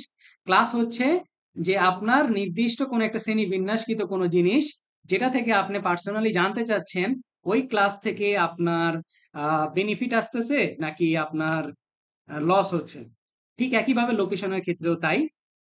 এই দুইটা আমরা এখন অন করব না, যখন আমাদের কাজ আসবে ক্লাস এবং লোকেশনে তখন আমরা এটা অন করব। আপাতত পক্ষে এটা অফ থাকবে। দেন হচ্ছে অটোমেশন। আচ্ছা, কেউ কারা কারা অ্যাকাউন্টিং অটোমেশনের পক্ষে আছেন হাত তুলেন। অ্যাকাউন্টিং অটোমেশন, অটোমেশন মানে কি? অটোমেটিক্যালি কোনো জিনিস হয়ে যাও, তাই না? কে কে এটার পক্ষে আছেন হাত তুলেন দেখি। দিলে আর কে কে পক্ষে নাই? সবাই নাকি বাকিরা কনফিউজড? অটোমেশন তো থাকে হ্যাঁ, অটোমেশন কোনোটারই ভালো না, সব জিনিসের অটোমেশন ভালো না। এখানে দেখেন তিনটা অপশন তারা বলছে, prefill forms with the previously entered content. ধরেন আমি একটা ইনভয়েস করা শেষ আমার, পরবর্তীতে আমি যখন আবার ইনভয়েস করতে যাব তখন আগের ডাটাগুলো আবার থাকবে। এটা কি আপনি চান কোনোদিনও? আপনার আবার সেগুলো মুছে মুছে আবার ডাটা দিতে হবে। তো এটা আমরা কি করব, অফ করে দিব। তারপর হচ্ছে অটোমেটিক্যালি অ্যাপ্লাই ক্রেডিট, মানে কোন একটা জিনিস তা আপনি বিক্রি করছেন বা কিনছেন, এখন সেটার ক্রেডিট হয়েছে, মানে ফেরতের কথা আসছে। এখন আপনি কি চান অটোমেটিক্যালি সেটা কাজ হয়ে যাক? অবশ্যই না, আপনি দেখবেন ম্যানুয়ালি, দেখে সেই জিনিসটা কি অ্যাপ্লাই করার চেষ্টা করবেন। তাহলে এটাকে আমাকে অফ করে দিতে হবে। তারপর অটোমেটিক্যালি অ্যাপ্লাই বিল পেমেন্ট, আপনি কি চান যে অটোমেটিক্যালি মানে আর কি পেমেন্টের টাইম হয়ে আসছে অটোমেটিক্যালি বিল পেমেন্ট হইতে থাকবে? এটা কি চান কোনোদিনও? তাহলে এই তিনটা অপশনে কোনোটাই অন করা যাবে না, এই জন্য অটোমেশন ভালো না। এটা আছে কি জানো, ফাংশন নাই। এটা ফাংশন নাই। কেন বিকাশে পেমেন্ট যখন আপনার কোনো একটা প্রতিষ্ঠানের প্রায় প্রতি মাসে একটা নির্দিষ্ট টাইমে কি পেমেন্ট করতেই হচ্ছে, ট্রানজেকশন হচ্ছে, তাহলে কি অটো পেমেন্ট সিস্টেম রাখবেন না? হ্যাঁ, তারপর প্রজেক্টটা আপাতত অফ রাখি। প্রজেক্টটা আমার এখানে কাজ নেই। প্রজেক্টটা হচ্ছে আমরা কোনো একটা প্রতিষ্ঠানের ভিতরে সেই প্রতিষ্ঠান যদি অন্যান্য ডিফারেন্ট অফ ক্যাটাগরিজ প্রজেক্ট করে, সেই প্রজেক্টের ভিতরে আপনার কত লাভ লস হয়েছে, কত আপনার এক্সপেন্স হয়েছে সম্পূর্ণ জানার জন্য প্রজেক্ট অপশনটা রাখে। তারপর কারেন্সি, অবশ্যই কারেন্সিটা আমরা রাখবো হইতেছে ইউএসডি তে। এইখানে কারেন্সি হয় দুই ধরনের, একটা হচ্ছে হোম কারেন্সি, আরেকটা হচ্ছে মাল্টি কারেন্সি বা ফরেন কারেন্সি যেটাকে বলা হয়। মাল্টি কারেন্সি যদি আমি অন করি, এখানে আমাকে কিছু কথা বলা আছে, এটার ক্লাস আমরা পরে জাস্ট একটু সামারি বলে রাখি। যদি আপনি মাল্টি কারেন্সি অন করেন, তাহলে এই অ্যাকাউন্টের জন্য আর কোনোদিনও সেটা অফ করতে পারবেন না। এন্ড মাল্টি কারেন্সি কারা করে? এক্সপোর্ট ইম্পোর্টে যারা বিজনেস করে বা যাদের দুইটা কারেন্সি নিয়ে কাজ হয়, ই কমার্স রিলেটেড যারা থাকে, তাদের কি মাল্টি কারেন্সি নিয়ে কাজ হয়। দেখুন, আপনি যদি এই অ্যাকাউন্টে মাল্টি কারেন্সি অন করে দেন, তাহলে আর কোনোদিনও এই অ্যাকাউন্টের জন্য মাল্টি কারেন্সি আপনি অফ করতে পারবেন না। আর আরেকটা অসুবিধা, সেটা হচ্ছে হোম কারেন্সি আপনার লক হয়ে যাবে। মানে হোম কারেন্সিও আপনি চেঞ্জ করতে পারবেন না। এই যে এখানে লেখাই আছে সুন্দর করে, you can turn it off, মানে আপনি এটা বন্ধ করতে পারবেন না। You can change your home currency, অবশ্যই। কারণ আমরা যখন মাল্টি কারেন্সি করবো, একটা তো ভিত্তি থাকতে হবে আমার, তাই না? ভিত্তিটা কি? আমার হোম কারেন্সি। আমরা এটাকেও চেঞ্জ করতে পারবো না। তারপর এক্সট্রা ফিল্ড, কলাম, এগুলা কি কিছু ফিচারে চেঞ্জ আসবে। যাই হোক, আমরা মাল্টি কারেন্সি নিয়ে যখন কাজ করবো তখন অন করবো, এখন আমার দরকার নাই। তাহলে আমরা হোম কারেন্সিটা ইউএসডি দিব। কোম্পানি ইউকে, কোম্পানি ইউএসএ, সবগুলা ডাটা ইউএসএ। ইউকে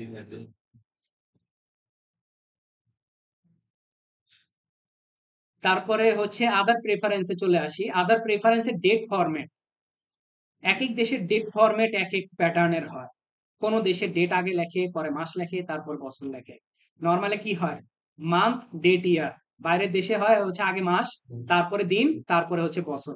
তারপর কারেন্সি ফরম্যাট, এই যে ফরম্যাট চাইলে মানে আর কি ফরম্যাটটা আমরা চেঞ্জ করে দিতে পারি। তারপর নিচে কি কি অপশন বলছে? Warn me if duplicate check number is issued, যদি একের অধিক চেক নাম্বার ব্যবহার হয়, তাহলে কি সে আমাকে ওয়ার্নিং দিবে? অবশ্যই ওয়ার্নিং দেওয়া উচিত। তাহলে আমরা অপশনটাকে অন রাখবো। Warn me when I enter a bill number that already been used for that supplier. আমরা এটাকে অন করে দেবো। এটা কি বলছে? একটা বিলের যে নাম্বার থাকবে, পরবর্তীতে যদি সেম নাম্বারটাই আমি ব্যবহার করতে যাই কোনো সাপ্লায়ারের জন্য, তাহলে সে কি আমাকে ওয়ার্নিং দিবে? অবশ্যই দেওয়া উচিত। তাহলে আমি এটাকে অন করব। তারপর বলা হয়েছে warn me if duplicate journal number is used, যদি জার্নালের নাম্বার আগে যদি এক নাম্বার জার্নাল করি, পরে যদি আবার এক নাম্বার করতে যায়, তাহলে কি সে আমাকে ওয়ার্নিং দিবে? অবশ্যই ওয়ার্নিং দেওয়া উচিত। তারপরে বলছে sign me out if inactive for, মানে কত ঘন্টা, এটা ক্লাউড অ্যাকাউন্টিং এর একটা সেফটি, যে 1 ঘন্টা, 2 ঘন্টা, 3 ঘন্টা এটা সেভ করে রাখা যায়। ধরেন আমি এইখানে কাজ করতেছি, একটা ক্লায়েন্টের কাজ করতেছি, আমি 1 ঘন্টা ধরে, ধরেন আমি অন্য ট্যাবে আমি ইউটিউব ওপেন করলাম বা অন্য আরো অনেক কিছু আমি ওপেন করে রাখলাম, আমি আর ওই ট্যাবে বসে যাচ্ছি না। 1 ঘন্টা পরে কিন্তু অটোমেটিক্যালি সেটা কি সাইন আউট হয়ে যাবে। ঠিক আছে, যাতে অন্য কেউ এসে যাতে সেখানে কাজ না করতে হবে। ঠিক আছে, হ্যাঁ, তাহলে আমরা এটাকে 1 ঘন্টার জন্য দিয়ে সেভ করে দেবো।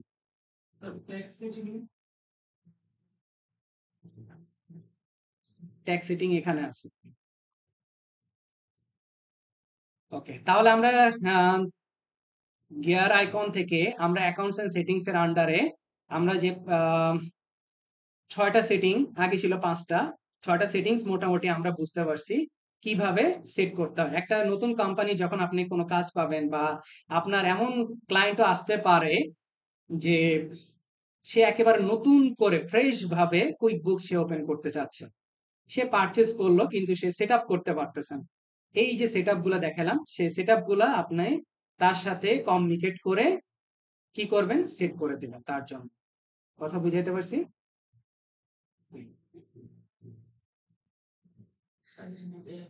ওকে, এই যে দেখেন চলে আসছে চার্ট অফ অ্যাকাউন্টস, এই যে নাম্বারের জন্য কলাম চলে আসছে না? ওটা একটু সিস্টেমে কাজ করতে একটু টাইম নেয়, ঠিক আছে? এটা নিয়ে প্যানিক হওয়া যাবে না, এগুলো একে আমরা যেহেতু সেটিং করছি অবশ্যই সেটা আসবে। ওকে, তাহলে আমরা আজকে আরেকটু আলোচনা করি, সেটা হচ্ছে গিয়ার আইকন থেকে বেসিক্যালি দেখার চেষ্টা করলাম, তাই না? গিয়ার আইকন থেকে একটা কোম্পানির আন্ডারে অ্যাকাউন্ট এবং সেটিংস যে কাজগুলো করতে হয় সেগুলো আমরা দেখলাম। আরো কিছু অপশন আছে গিয়ার আইকনের ভিতরে, এখানে একটা ভিডিও টিউটোরিয়াল আছে, সেটা হাইপার লিংকে চলে যাবেন, গিয়ে ভিডিওটা দেখবেন, তাহলে আরেকটু আপনাদের নলেজ বাড়বে। তারপরে হচ্ছে আরো কিছু ইনফরমেশন আছে, ম্যানেজ ইউজার্স, তারপরে কাস্টম ফ্রম স্টাইল, তারপরে chart of accounts, payroll setting, additional info. আমরা একটু আগে কাস্টমাইজ একটা ইনভয়েস করছিলাম না, এটা কিন্তু এখান থেকেও যাওয়া যায়। দেখেন আমি যদি এখান থেকে ক্লিক করি, গিয়ার আইকন থেকে কাস্টম ফ্রম স্টাইল,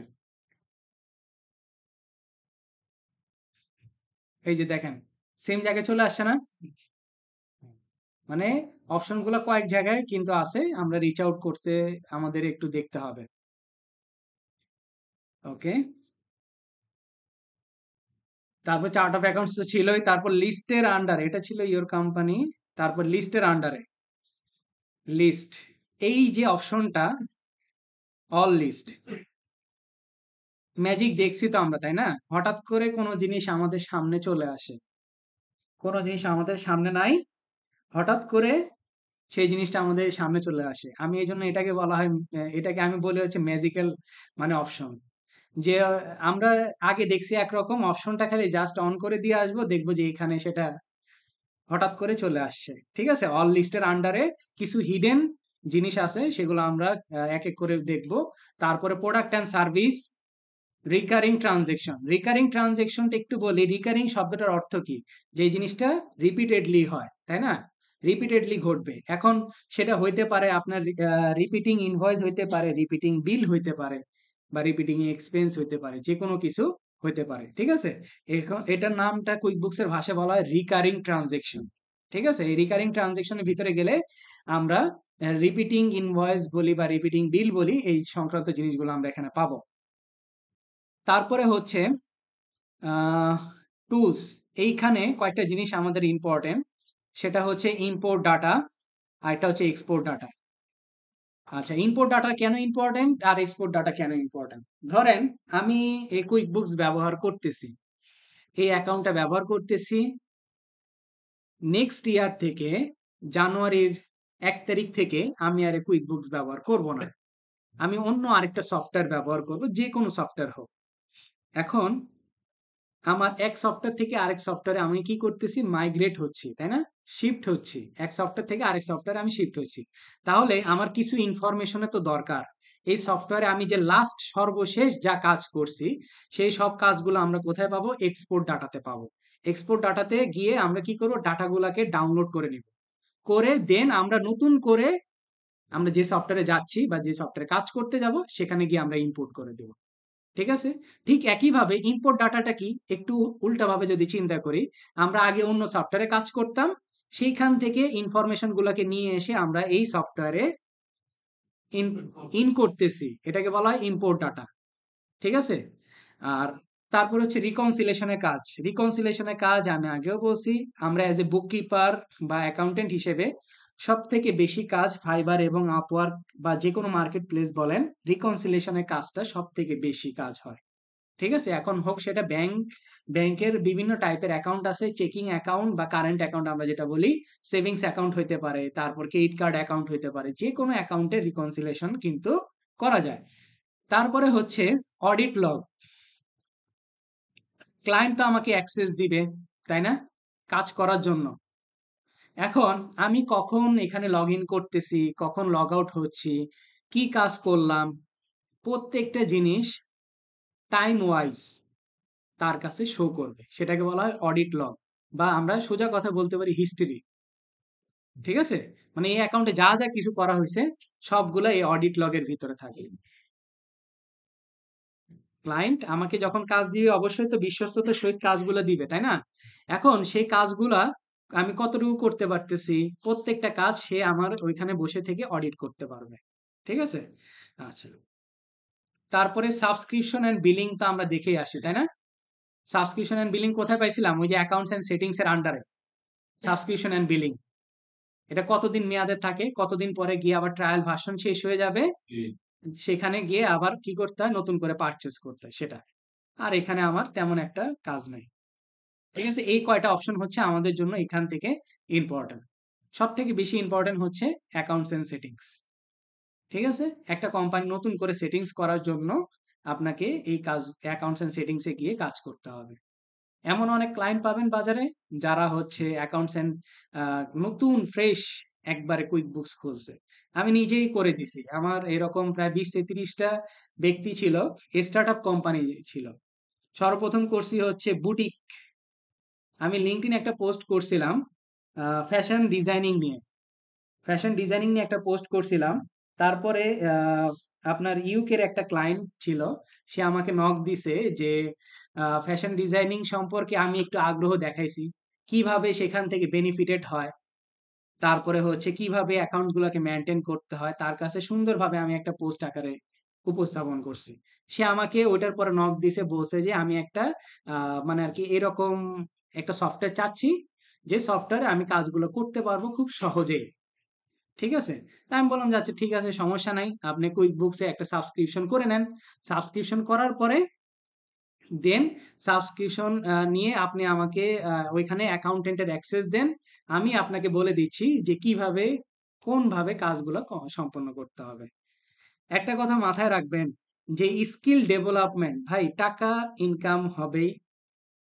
যে আল্লাহ তাআলা রিজিকে রাখলে অবশ্যই টাকা আসবে। তাই না? এটা ঠেকায় রাখার কোনো ওয়ে নাই। আচ্ছা। কিন্তু এখানে সবথেকে বড় কথা হচ্ছে বাইরের দেশে অ্যাকাউন্টেন্ট খুঁজে, বুককিপার খুঁজে কিন্তু তারা স্কিল পারসন পায় না। আমাদের পার্শ্ববর্তী এই অ্যাকাউন্টিং সেক্টরে সবথেকে বেশি কাজ করে হচ্ছে ইন্ডিয়া এবং পাকিস্তান। সবথেকে বেশি কাজ করে। তারপরে 3rd এ হচ্ছে আমরা বাঙালি যারা আছি। যাই হোক মানে আরকি পুরা একদম ওভারঅল যদি চিন্তা করি সবগুলা মার্কেট প্লেস মিলে। এখন তারা কাজ করতে পারতেছে কিভাবে? কারণ তারা ওই পরিমাণে স্কিলফুল। ঠিক আছে? আমরা স্কিলে চিন্তা করি না, আমরা বাঙালিরা চিন্তা করি যে আগেই কত দিন শেষে টাকা পকেটে আসবে। ঠিক আছে? ক্লায়েন্ট আপনাকে টাকা দিবে সবসময় মনে রাখবেন। আমি এটা বলি হচ্ছে WH কোয়েশ্চেনের মতো। মানে আপনি কোন জিনিস এনালাইসিস করতে পারেন, কিভাবে হচ্ছে, কেন হচ্ছে, আর এটার ভবিষ্যৎটা কোথায় গিয়ে দাঁড়াবে। এই ৩ টা কাজের জন্যই কিন্তু ক্লায়েন্ট আপনাকে পেমেন্ট করবে। না হলে যে কাজগুলো আছে সেটা তো সে নিজে বসে থেকেই করতে পারে। তাই না? আপনি রিপোর্ট তাকে বের করে দিবেন। বের করে দিয়ে তাকে বলতে হবে যে আপনার এই জায়গায় সমস্যা আছে। এগুলাকে আপনি ঠিক করেন। ঠিক করলে আপনার সেলটা বাড়বে। তাহলে আপনার প্রতিষ্ঠানটা কি লাভের মুখ দেখবে। এই সবগুলো এনালাইসিস তো করে বলতে হবে তাকে। হ্যাঁ, এনালাইসিস করার এবিলিটি আমরা আস্তে, আস্তে কি যত বেশি প্র্যাকটিস করব তত বেশি আমাদের ভিতরে সেই গ্রোনেসটা আসবে। এখন প্র্যাকটিস করার জন্য আমাদের অনেকের সবথেকে বড় প্রশ্ন আমাকে এখন পর্যন্ত ফেস করতে হয়। ইভেন আজকেও আমি একজনের কাছ থেকে ফেস করছি। বলে যে, "স্যার প্র্যাকটিস করার জন্য ডাটা কই পাবো?" ভাই এটা হচ্ছে অ্যাকাউন্টিং, তাই না? এটা তো ওই যে বাজারের মানে আরকি আলু পেঁয়াজ না। যে গেলেন আর পেয়ে গেলেন। তাই না? এখন এটা কি একটা সিকিউরিটির একটা ব্যাপার আছে। কেউ কোনো একজন যদি মানে আমি মনে করি যে কোনো একজন অ্যাকাউন্টেন্ট বা কোনো একজন মেন্টর যদি সে সম্পূর্ণ মানে আরকি একটা ক্লায়েন্টের সব ডাটা যদি দিয়ে দেয়, তাহলে আমি বলব যে তার প্রফেশনালিজম, তার ইথিক্স কম আছে। অবশ্যই সে ডাটাতে কিছু চেঞ্জ আনবে, কিছু পরিবর্তন হবে। এখন আমরা প্র্যাকটিসের জন্য তাহলে কই খুঁজে পাবো? আমরা সবাই মোটামুটি এআই টুলস এর নাম শুনছি।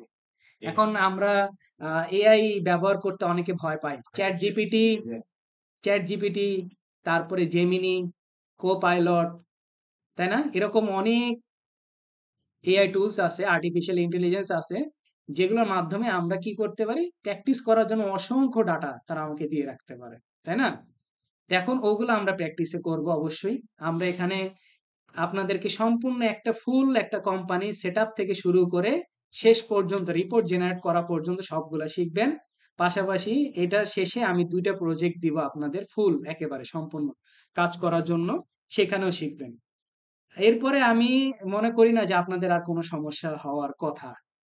আর বাকিটা হচ্ছে আপনাদের প্র্যাকটিস আর হচ্ছে মার্কেট প্লেসে গিয়ে আপনাদের নিজেকে সুন্দরভাবে প্রেজেন্ট করা। একটা কথা মনে রাখবেন, স্কিল শিখছেন, খুবই ভালো কথা, কিন্তু সেটাকে বেচার জন্য আপনাকে কাজ করতে হবে। এখানে আপনি নিজেই উদ্যোক্তা, নিজেই বিক্রেতা। এটা মাথায় রাখতে হবে। ঠিক আছে? যদি আপনি নিজের স্কিলটাকে বিক্রি করতে পারেন প্রপার ওয়েতে, আপনি ইনশাল্লাহ সাকসেস হবেন। অনেকের কাছে হয়তোবা স্কিল কম আছে, কিন্তু তারা ভালো বিক্রি করতে পারে। এইজন্য তাদের কি কাজ অনেক বেশি আসতেছে। বাংলাদেশে অনেক মানুষই কাজ করতেছে। যে ফাইবার, আপওয়ার্ক বলেন, এইগুলাতে অনেক মানুষ কাজ করতেছে। তারা এই যে রিকনসিলিয়েশনের কাজ করেই তারা সারা বছর কুলায় উঠতে পারে না। এটার কাজই অনেক। হিউজ পরিমাণ কাজ শুধুমাত্র রিকনসিলিয়েশন। আর আমি তো আরো আপনাদেরকে ওই দেখায় দিচ্ছি যে মানে হচ্ছে কিভাবে একটা কোম্পানি, নতুন ফ্রেশ কোম্পানিও সেট আপ করতে পারেন। তারপরে একটা কোম্পানিতে কিভাবে মাইগ্রেশন করবেন সেটাও যাতে করতে পারেন। তাহলে আপনার কাছে অপশন আরো অনেক আছে। এখন আপনাকে টার্গেট করতে হবে যে আপনি কোন কোন প্রতিষ্ঠানকে টার্গেট করে তাদের কাজগুলো করবেন। আপনার সেক্টর কোনগুলো সেগুলো আপনাকে বুঝতে হবে। আপনি তো সব জায়গায় গিয়ে মাথা মারতে পারবেন না। আপনার কিছু নির্দিষ্ট সেক্টর আছে, যেমন হচ্ছে হেলথ কেয়ার রিলেটেড আছে, তারপরে হচ্ছে আপনার ই কমার্স বিজনেস আছে, তারপরে এরকম আরো 3 থেকে 4টা সেক্টর আছে, যে সেক্টর গুলোতে আপনাকে কাজ করতে হবে। এখন থেকেই আপনাকে রিসার্চ করার মেন্টালিটি রাখতে হবে। মনে রাখবেন যে কোন একটা ভালো জিনিস করতে গেলে আপনাকে অনেকটা খারাপের ভিতরে, অনেকটা কঠিনের ভিতরে যেতে হবে। ঠিক আছে? যে আপনাকে প্রথম অবস্থায় গার্বেজ আসুক, আপনি সবগুলাকে রিসার্চ করবেন, দেখবেন। সেই জিনিসটাকে নিয়ে যত বেশি রিসার্চ করবেন তত বেশি কিন্তু আপনার কাজের স্কোপ বেড়ে যাবে। এটা একটা জাস্ট সামান্য একটা সফটওয়্যার। ঠিক আছে ভাই? এটাতে আহ, কাজ করার অ্যাবিলিটি যে কোনো, অন্ততপক্ষে যাদের বেসিক অ্যাকাউন্টিং নলেজ আছে তারা কিন্তু এখানে কাজ করতে পারে। ঠিক আছে? আপনাদের কম্পিটিশন কিন্তু কাদের সাথে মনে রাখতে হবে, আপনাদের কম্পিটিশন হচ্ছে আমাদের মতো রাঘব বোয়ালদের সাথে। মানে ACCA member, FCA member, CPA মেম্বারদের সাথে আপনাদের কম্পিটিশন। এখন আপনাদের মনে প্রশ্ন আসতেছে, আচ্ছা আমি তো বিবিএ এমবিএ কমপ্লিট করে আসছি, তাহলে কি আমি কি করতে পারবো? ভাই, যখন কাজ করতে যাই তখন কিন্তু সবাই সমান। ঠিক আছে? হয়তো আমরা একটু এক্সট্রা বেনিফিট পাবো যদি ভাইবা হয়। সেক্ষেত্রে আমাদের সার্টিফিকেট বেশি থাকার কারণে, প্রফেশনাল একটা সার্টিফিকেট থাকার কারণে একটা হয়তো বা বেশি বেনিফিট পাবো, বা এর বেশি কোনো কিছু হবে না। কারণ আমাকে কাজ যদি আমি দেখাইতে না পারি তাহলে কি ক্লায়েন্ট আমাকে দিবে? দিবে না। এমন অনেক টিচার আছে আমরা ছোটবেলা থেকে দেখে আসছি, তাদের কিন্তু অনেক ভালো ডিগ্রি নাই, গ্রামের, একেবারে প্রত্যন্ত অঞ্চলে গ্রামের, তারা অনেক ভালো বুঝাইতে পারে, অনেক ভালো পড়াইতে পারে, তাই না? কিন্তু তাদের অত বড় বড় ডিগ্রি নেই, তারা কিন্তু ওই গ্রামের একটা স্কুল কলেজ থেকে পাশ করে তারা হয়তো বা নিবন্ধন বা যে কোনো মাধ্যমে তারা চাকরিটা নিচ্ছে, তাই না? তো এখন দিন শেষে কে কতটুকু ভালো সার্ভিস দিচ্ছেন সেটা ইম্পর্টেন্ট। কম্পিটিশনটা মাথায় রাখতে হবে যে কম্পিটিশন আমাকে করতে হবে। এই সেক্টরে কম্পিটিশন কিন্তু অ্যাকাউন্টেন্টের সাথে অ্যাকাউন্টেন্ট। এই জন্য বলা হয় যে এই সেক্টরে কম্পিটিশন কম। কেন? ওইখানে মানে আর কি যারা একটু কম পড়ুয়া বা অশিক্ষিত, বা দেখা গেছে যে অন্য সেক্টরে পড়াশোনা করে আসছে, তাদের সাথে আপনাকে কম্পিটিশন করতে হচ্ছে না। আপনার যেরকম অন্যান্য স্কিল, ডিজিটাল মার্কেটিং বলেন, যে কেউ করতেছে, তাই না? যে কেউ করতেছে। এখন সে ইন্টারে পড়ুক সেও করতেছে, যে স্কুলে পড়তেছে সেও করতেছে, যে কোনো একটা প্রতিষ্ঠানে জব করতে সেও করতেছে। কিন্তু আপনাদের এখানে কম্পিটিশন ওই অ্যাকাউন্টেন্টদের সাথেই। মানে এইখানে আপনার হিসাব বিজ্ঞান বলেন বা কমার্সের সম্পূর্ণ পরিপূর্ণ প্রয়োগ হয় এখানে। যে আপনার যদি নলেজ ভালো থাকে, আপনি কাজ তাড়াতাড়ি নিয়ে আসতে পারবেন। নলেজটা ইম্পর্টেন্ট, মনে রাখবেন সব সময়। ঠিক আছে? ভালো জানলে ভালো দিতে পারবেন। যদি ভালোই না জানেন তাহলে ভালো দেওয়া কোনোদিনও পসিবল না।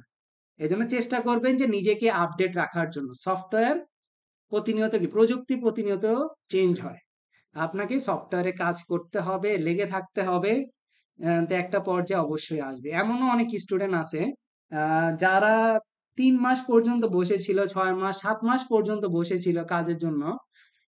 যেদিন সে স্থির করে ফেলছে যে সব অ্যাকাউন্ট সে আর কাজ করবে না, ওই দিনই তার কাজ আসছে। এমন ইতিহাস অনেক আছে। ওই দিনই তার কাজ আসছে। সে হয়তো 6-7 মাস ধরে অনেক পরিশ্রম করছে, এটা নিয়ে ঘাটাঘাটি করছে, এপ্লাই করছে, তারপরে হচ্ছে মার্কেট প্লেসে প্রপার ওয়েতে সময় দিছে, কিন্তু তার কাজ আসে নাই। যখনই সে চিন্তা করছে যে আমি কাজটা ছেড়ে দিব আজকের পর থেকে, তখনই তার দেখা গেছে কাজটা চলে আসছে। এরকম ইতিহাস অনেক আছে। তো হোপ ছাড়া যাবে না। আর হচ্ছে যে এইখানের কাজের ডিমান্ড অনেক। একটা কথা মাথায় রাখবেন যে আপনি কিন্তু বাইরের কান্ট্রিতে as a first citizen member হিসেবে কাজ করতেছেন। ওই বাংলাদেশের মতো সেকেন্ড গ্রেড, থার্ড গ্রেড, 14 গ্রেডের চাকরি না কিন্তু। ঠিক আছে? বাংলাদেশের অ্যাকাউন্টেন্টদের মোটামুটি 13-14 গ্রেডের চাকরি। মানে যদি সরকারি হিসাব করে আরকি, নিচের দিকে আরকি। তাই না? কিন্তু বাইরের দেশে কিন্তু আপনি as a first citizen member হিসেবে কাজ করতেছেন। এটা মাথায় রাখতে হবে আপনাকে। আর এই কাজগুলো ওইভাবেই সাবধানতার সহিত শিখবেন, সাবধানতার সহিত প্র্যাকটিস করবেন। ঠিক আছে? কথাগুলো অনেক কঠিন, কঠিন বলে ফেললাম। তাই না?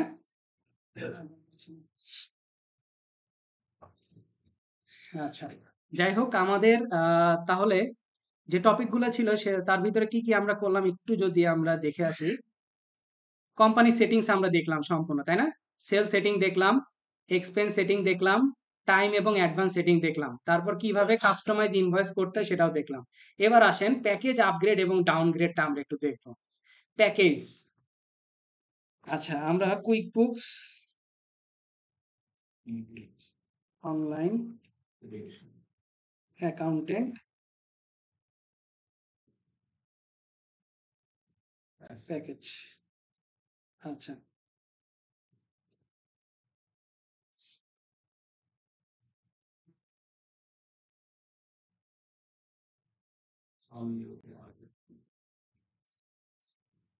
কুইক বুকস এর প্যাকেজ কিন্তু হচ্ছে 4টা। ঠিক আছে? আচ্ছা, ওটার আরেকটা, দাঁড়ান আমি ওটা বের করি। এটা হচ্ছে আগের, এটা ইউকেটার জন্য মনে হয়। হ্যাঁ, এটা হচ্ছে গ্লোবাল। গ্লোবালটা আমরা একটু দেখি।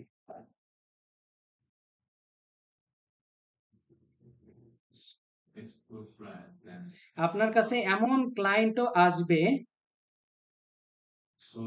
তারা কিন্তু বুঝে না যে তারা কি নিবে। এরকম অনেক ব্যক্তিকেও পাবেন। আপনার প্যাকেজ হচ্ছে কুইক বুকস এর গ্লোবালি প্যাকেজ হচ্ছে 4টা। একটা হচ্ছে সোল ট্রেডার, একটা হচ্ছে সিম্পল স্টার্ট, একটা হচ্ছে এসেনশিয়াল, একটা হচ্ছে প্লাস, একটা হচ্ছে অ্যাডভান্স। এই 5টা হচ্ছে গ্লোবালি প্যাকেজ।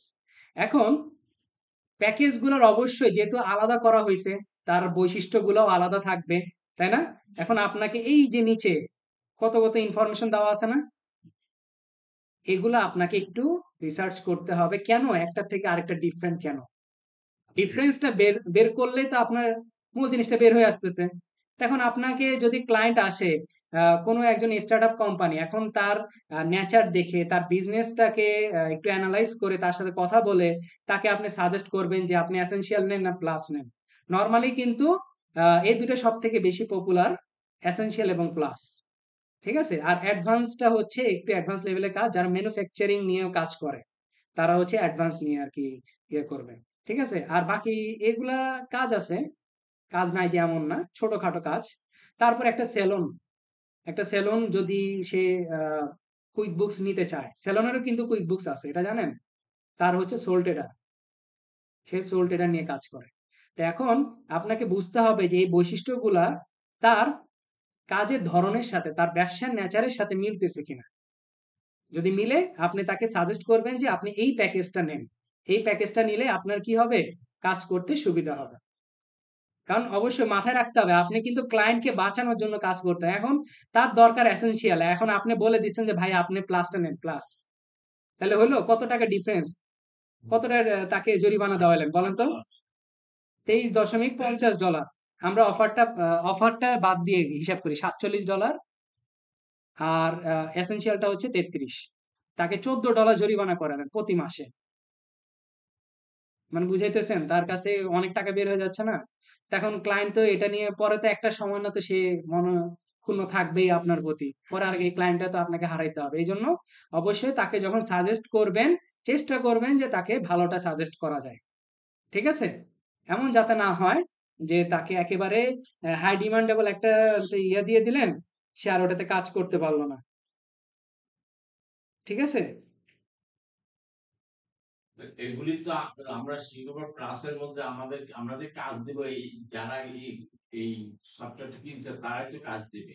অবশ্যই। আবার আমরা মানে ক্লায়েন্টকে কিভাবে বলবো যে এইটা ভালো, এইটা ভালো, এটা বলবো। আপনার কাছে নতুন ক্লায়েন্ট আসবে না? নতুন ক্লায়েন্ট মানে আমার ইয়াতে মানে টেমপ্লেটে, টেমপ্লেট কি? যেটা আমার ইয়ে থাকবে আর কি, ইনটুইট অ্যাকাউন্ট কি রে ইনটুইট ভাই? অ্যাকাউন্টে ইয়ে থাকবে যে ভাই এখানে হচ্ছে আপনাকে মার্কেট প্লেসে আপনার যখন অ্যাকাউন্ট থাকবে হ্যাঁ। তখন আপনি ক্লায়েন্ট পেলেন যে ইউএসএ তে একজন আছে, তাকে সে একটা নতুন স্টার্টআপ কোম্পানি খুলছে। আমি আপনাকে পোস্টটা দেখাই, তাহলে আপনি বুঝতে পারবেন।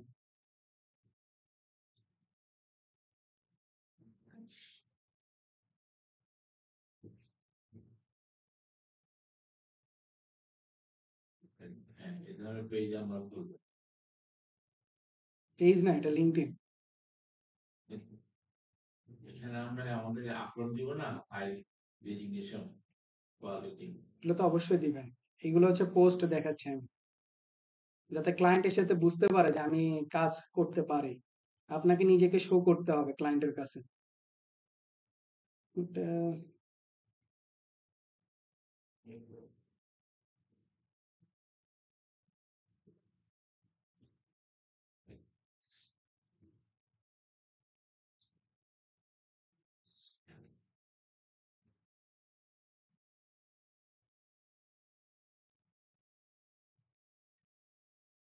এই যে এটা ছিল building brand value for your startup. একটা স্টার্টআপ কোম্পানির ক্ষেত্রে কিভাবে একটা ব্র্যান্ড ভ্যালু ক্রিয়েট করা যায়।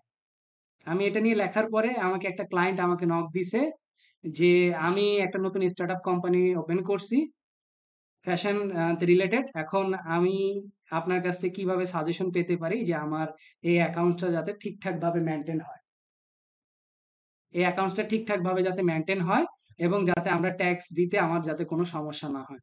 এখন এই যে নতুন ক্লায়েন্ট না, এই নতুন ক্লায়েন্টকে তো সাজেশন করতে হবে যে আপনি এটা নেন না বা অন্যটা নেন। আমি এটার কথা বলছি। ঠিক আছে, নতুন ক্লায়েন্টকে সাজেশন দেওয়ার কথা বলছি, নট আপনি পুরাতন যে আছে তার, তাকেও হইতে পারে এখন সে আপনাকে বললো আমি এই প্যাকেজে আছি, এখন তাহলে আমার কি করা উচিত যে আমার অন্য প্যাকেজ। এই যে বেসিক্যালি পোস্টটা ছিল হচ্ছে এটা, এই যে boost for your fashion startup profitability with solid chart of accounts. মানে ভালো চার্ট অফ অ্যাকাউন্টস ব্যবহার করে কিভাবে স্টার্টআপ ফ্যাশন ডিজাইনিং কোম্পানিতে আমরা প্রফিট করতে পারি, তার একটা আমি ডেমনস্ট্রেশন আমি এখানে তাকে দেখাইছি। ঠিক আছে, এখান থেকেই সে আমাকে নক দিছে।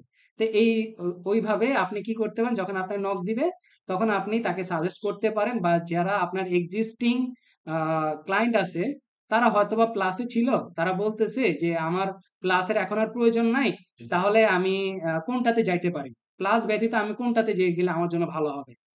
তখন আপনি দেখবেন যে তার বিজনেসের নেচার অনুযায়ী যেটা ভালো সেই অনুযায়ী সাজেস্ট করবেন। আর কুইক বুকসের মাঝে মধ্যে বিভিন্ন টাইমে অফার দেয়, সেই অফারগুলোর রেট অনুযায়ী চেঞ্জ হয়। ঠিক আছে, এই যে দেখেন নর্মালি এটা প্লাসের রেট 47, বাট $23, 23.50 ইউরো প্রতি মাসে দিতে হচ্ছে। একটা অফার চলতেছে, ইয়ার এন্ডিং অফার চলতেছে, ইয়ার এন্ডিং অফারের কারণে এই অফারগুলো দেখতে হবে। ঠিক আছে, কেন কিনবেন আপনি?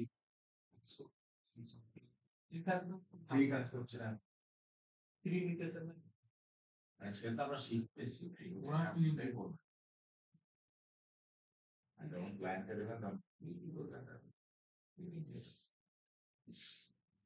ক্লায়েন্ট আপনাকে কাজ না দিলে আপনি কাজ কোত্থেকে করবেন বলেন তো?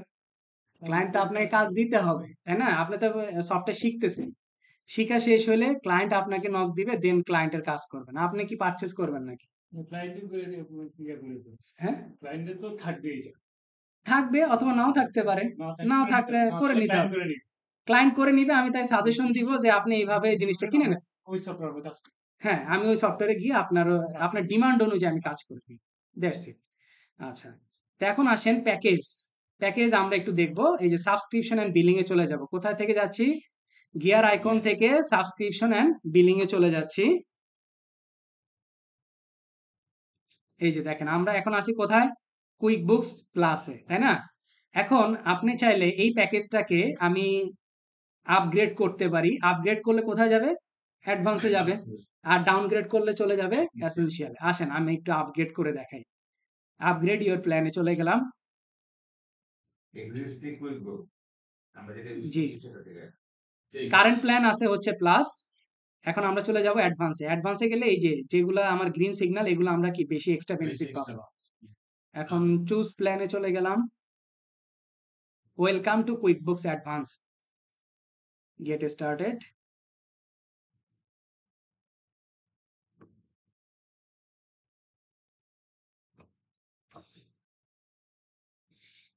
এইখানে কিছু কিছু অপশন নতুন আসছে, এই যে অ্যাডভান্স অ্যাকাউন্টিং আসছে, তারপরে হচ্ছে ফাইন্যান্সিয়াল প্ল্যানিং আসছে, ওয়ার্ক ফ্লো অটোমেশন আসছে, এগুলা এক্সট্রা করে আসছে। তারপরে আবার গিয়ার আইকনে গেলে গিয়ার আইকনে দেখবেন যে নতুন কিছু আসছে, এই যে দেখছেন টুলস এর আন্ডার অনেক কিছু আসছে না? ঠিক আছে, এটা হচ্ছে আমার কি প্যাকেজ প্লাস থেকে কিসে গেল? অ্যাডভান্সে চলে গেল। এটা আপগ্রেড আমরা করলাম। এবার আসেন যদি আমরা ধরেন মানে আর কি অ্যাডভান্সের আর প্রয়োজন নাই, আমি অ্যাডভান্স থেকে আমি ডাউনগ্রেডে চলে আসতে চাই, তাহলে এই যে আবার এখানে সেম ভাবে ডাউনগ্রেড ইওর প্ল্যান। এই যে ডাউনগ্রেডে আসার পরে এখন আপনাকে সাজেস্ট করতেছে কি নিবেন, প্লাস নিবেন, এসেনশিয়াল নিবেন, না সিম্পল স্টার্ট নিবেন। আমরা প্লাস যেহেতু করব, তা আবার প্লাসে ফিরে আসি।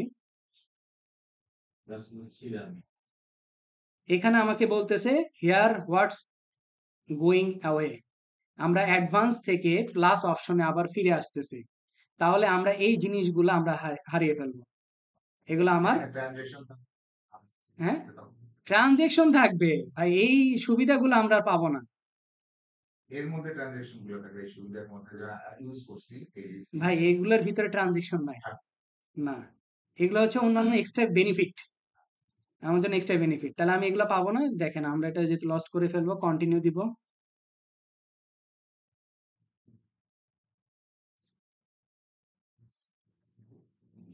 চেঞ্জ প্ল্যান, এই যে আবার প্লাসে চলে আসছে। আপনারা এই জায়গার একটা স্ক্রিনশট নেবেন, মাত্র একবার আপগ্রেড করে দেখাবেন, করে দেখা একটা স্ক্রিনশট নেবেন, আবার ডাউনগ্রেড করে দেখা একটা স্ক্রিনশট নেবেন।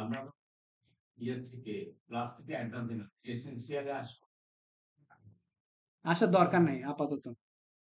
ঠিক আছে, তাহলে এভাবে করে আমরা এক একটা প্যাকেজ থেকে আপগ্রেড এবং ডাউনগ্রেড দুইটা সিমিলার কাজ করতে পারি। ঠিক আছে, নেভিগেশন বোর্ডে যেগুলি আছে এগুলি কি কুইকবুক কোম্পানি চেঞ্জ করতে পারে? চেঞ্জ করলে আপনাকে ইমেল করে জানাবে, এটা নিয়ে টেনশনের কিছু নাই। দেন হচ্ছে আসেন আমরা আজকে দেখব ট্যাক্স সেটিংস। ট্যাক্স বা ভ্যাট যেটা আমরা বলি না কেন, আমরা নেভিগেশন প্যানেল থেকে আমরা চলে যাব ট্যাক্সেস এর আন্ডারে। এখানে বলতেছে ভ্যাট।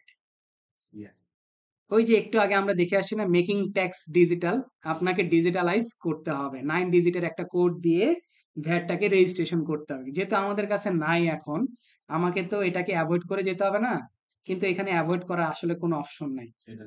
জাস্ট আমরা একটা নর্মালি একটা সেট আপ করে রেখে আমরা ওই অ্যাভয়েড করে যাওয়ার চেষ্টা করব। সেট আপ ভ্যাটে চলে যাই। আচ্ছা, ভ্যাট ফর্মটা কবে থেকে শুরু হবে বলেন তো? এপ্রিল, কারণ আমরা যে দেশে কাজ করতেছি এপ্রিলের স্টার্টিং আমরা রাখলাম। How often do you submit a VAT return to HRMC? আমরা রাখবো আপাতত পক্ষে কোয়ার্টারলি, ভ্যাটটা কোয়ার্টারলি হয়। ভ্যাটের অ্যাকাউন্টিং স্কিমটা কি হয় কে বলতে পারবেন? স্ট্যান্ডার্ড না ক্যাশ? ভ্যাটটা কিভাবে কালেক্টেড হয়? ক্যাশ সিস্টেমে হয়। আগে নামটা ছিল অ্যাক্রুরাল, পরে পরে চেঞ্জ করে স্ট্যান্ডার্ড আসছে। আচ্ছা, আমার আর কিছু দরকার নাই। ও 9 ডিজিটের নাম্বারও লাগবে।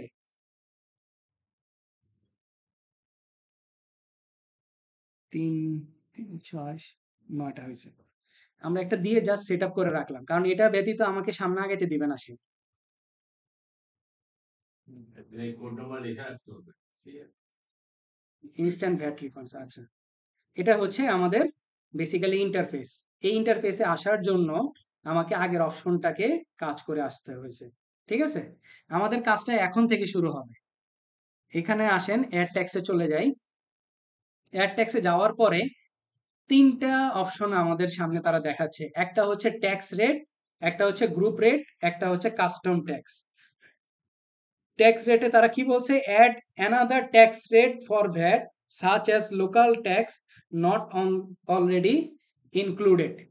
তারপরে গ্রুপ ট্যাক্সে বলছে combine multiple tax and making applying them to your transaction easier, all taxes you include are calculated and charged at once, but we track them separately for you. Custom tax এ বলছে add a tax agency and a tax percentage such as environmental, hotel and petrol tax. আচ্ছা, আমি এই তিনটা জিনিসকে একদম সংক্ষেপে বোঝানোর চেষ্টা করি। আমরা যখন ভ্যাট বা ট্যাক্সকে অ্যাড করব, তখন আমাদের সামনে এজেন্সি ক্রিয়েট হবে, অটোমেটিক্যালি এজেন্সি ক্রিয়েট হবে। ঠিক আছে? এখন কোনো একটা ট্যাক্স রেট বা কোনো একটা এজেন্সি আপনার অলরেডি ক্রিয়েট করা আছে, সেটার ভিতরে যদি আপনাকে নতুন করে ট্যাক্স রেট অ্যাড করতে হয়, মানে যেটা যে এজেন্সিটা আছে তার ভিতরে আপনাকে যদি আরেকটা ট্যাক্স রেট অ্যাড করতে হয়, তখন আমরা ব্যবহার করব ট্যাক্স রেট। তারপরে কাস্টম ট্যাক্স রেট কখন করব? যখন নতুন করে ট্যাক্স এজেন্সিও করতে হবে, ট্যাক্সের পার্সেন্টেজও করতে হবে। মানে নতুন করে আমরা কোন একটা রেট অ্যাড করতে চাচ্ছি, সেটা আমরা কি দ্বারা করব? কাস্টম ট্যাক্স দ্বারা করব। আর যেই রেটটা বা যে এজেন্সিটা অলরেডি ক্রিয়েটেড আছে, তার ভিতরে যদি আমি কোন একটা রেট অ্যাড করতে চাই, সেটা আমরা করব কি? ট্যাক্স রেট দিয়ে। আর গ্রুপ রেটটা কি?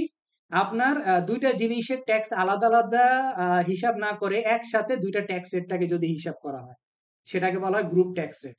ধরেন সেলের উপরে আপনার 12%, তারপরে হচ্ছে মাল্টি কারেন্সির উপরে আপনার 17%। তাহলে দুইটা মিলে আমরা একটা গ্রুপ রেট চেষ্টা করতে ক্রিয়েট করা। তাহলে দুইটাকে যোগ করলে যে পার্সেন্টেজটা হবে, সেটা কি হবে? আমাদের গ্রুপ রেট। তিন টাইপের ট্যাক্স অ্যাড করা যায়। এখন তাহলে আমরা যদি নতুন কোনো অ্যাড করতে চাই ট্যাক্স, তাহলে আমাদেরকে যেতে হবে কাস্টম ট্যাক্সে।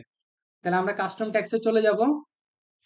কাস্টম ট্যাক্সে যাওয়ার পরে আমাকে বলতেছে tax name, description, tax agency number, তারপরে হচ্ছে 9 ডিজিট ভ্যাট রেজিস্ট্রেশন নাম্বার। এটা এখন কি বলতেছে? অপশনাল, তাই না? আগে কি আমাকে না দিয়ে তারা সেভ করতে দেয় না, এখন তারা বলতেছে অপশনাল। তারপরে start of current tax period, তারপরে how often do you submit VAT return to HRMC, তারপর রিপোর্টিং মেথড, এগুলো সবকিছু আমার কাছে চাচ্ছে। আচ্ছা, এটার জন্য আপনাদের সাথে যে ডাটা দিব, সেখান থেকে আমরা একটু নেওয়ার চেষ্টা করব। এখানে আমি বলছি সেলস ট্যাক্স 10%, পারচেজ হচ্ছে 8%, আর জিরো রেটেড ট্যাক্স 0%। ওকে, সেলস ট্যাক্স আমরা একটু অ্যাড করি। এগুলি কি মেসেঞ্জার পাবো?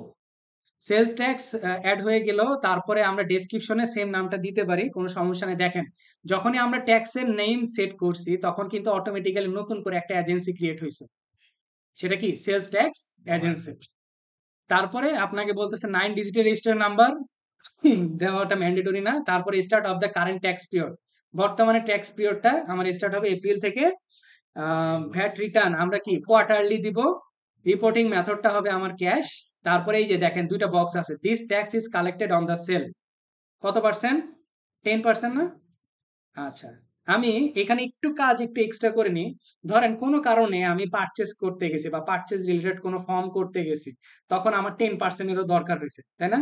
এখন নতুন করে আবার তখন অ্যাড করতে হবে না। তখন ধরেন আমি এখন শুধুমাত্র সেলের জন্য অ্যাড করলাম 10%। পারচেজ রিলেটেড যখন আমি কোনো কাজ করতে যাব, তখন আমার 10%-এর আবার দরকার হয়েছে, তখন কি আবার ওইখানে গিয়ে আবার ক্রিয়েট করতে হচ্ছে।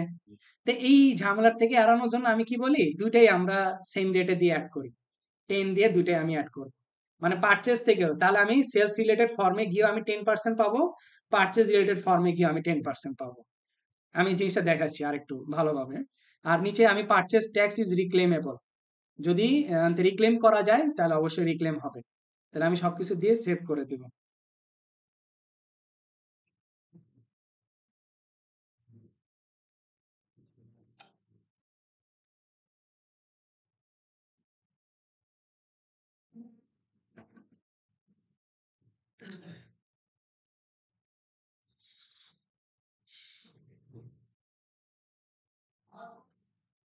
দেখেন নতুন করে একটা সেন্টার ওপেন হয়ে গেছে। এই যে আমি পাশের অ্যারো চিহ্নতে দিলে এই যে সেলস ট্যাক্স অ্যাড হয়েছে না? জি। এখন যদি আমি দেখেন আমি একটা ইনভয়েসে যাই, ইনভয়েসে গেলে আমরা ভ্যাটের এখানে আমরা 10% দেখতে পাবো। দেখেন এই যে ভ্যাটের এখানে আসছি না, ড্রপ ডাউনে যাওয়ার পরে এ দেখেন তো সেলস ট্যাক্স আসছে না 10%। বাকি যেগুলো সেগুলো বাই ডিফল্ট, সেগুলো নিয়ে আমার এখন মাথা ব্যথার দরকার নেই। ঠিক আছে, সেলস ট্যাক্স 10% আসছে, কারণ কি আমরা ওই যে সেলসের কত পার্সেন্টেজ দিছি, 10% করে ভ্যাট অ্যাড করছি। ঠিক একইভাবে যদি আমরা প্লাস নিউর আন্ডারে ধরেন আমরা এক্সপেন্সে চলে যাই,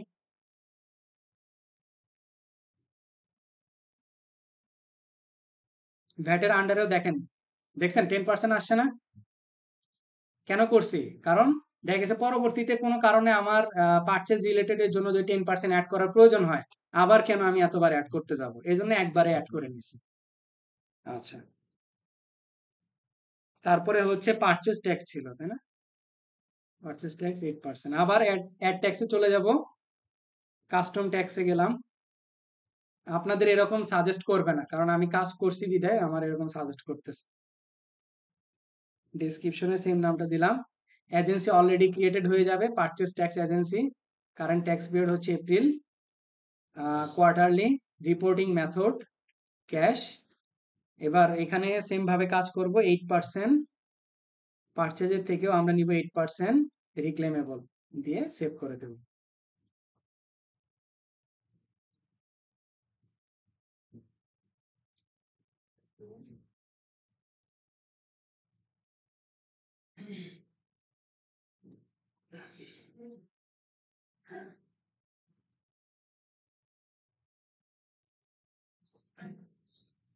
ওকে, আমরা একটু যাই, যে সেলস ট্যাক্স অ্যাড হয়েছে, পারচেজ ট্যাক্স অ্যাড হয়ে গেছে। এবার আরেকটা করতে হবে আমাদের জিরো রেটেড ট্যাক্স। এখানে তো 8% জিরো শো হচ্ছে। বুঝি নাই। এই ডলারটা তো 8% দিলেন না ভ্যাটটা কাটতে দেয়। হ্যাঁ, এখানে তো জিরো শো হচ্ছে। কোথায় জিরো শো হচ্ছে? ওই যে ভ্যাটের আমি কি কোনো কাজ করছি? ওই 8% কোয়ার্টারলি রিপোর্টিং মেথড হচ্ছে ক্যাশ। জিরো রেটেড ট্যাক্সে কি 0%? জিরো কিন্তু অলসো নাম্বার, এটা মাথায় রাখতে হবে।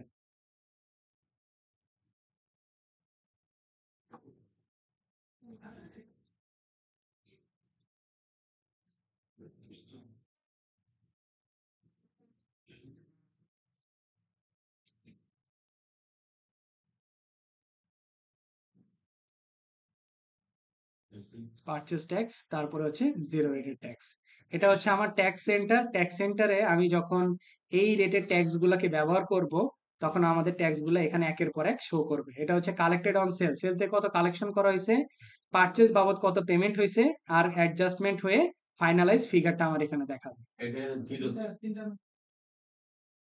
তিনটাকে অ্যাডজাস্টমেন্ট সহ হিসাব করে দেন আমার এখানে ফাইনালাইজ। 8% তো তাহলে 8 শো হবে না জিরোর মতো এই জায়গাটায়। বাট 10 এর যে এখানে 10 দিছে। আপনি কি কোনো সেলস রিলেটেড কোনো কাজ করছেন ভ্যাট ব্যবহার করে?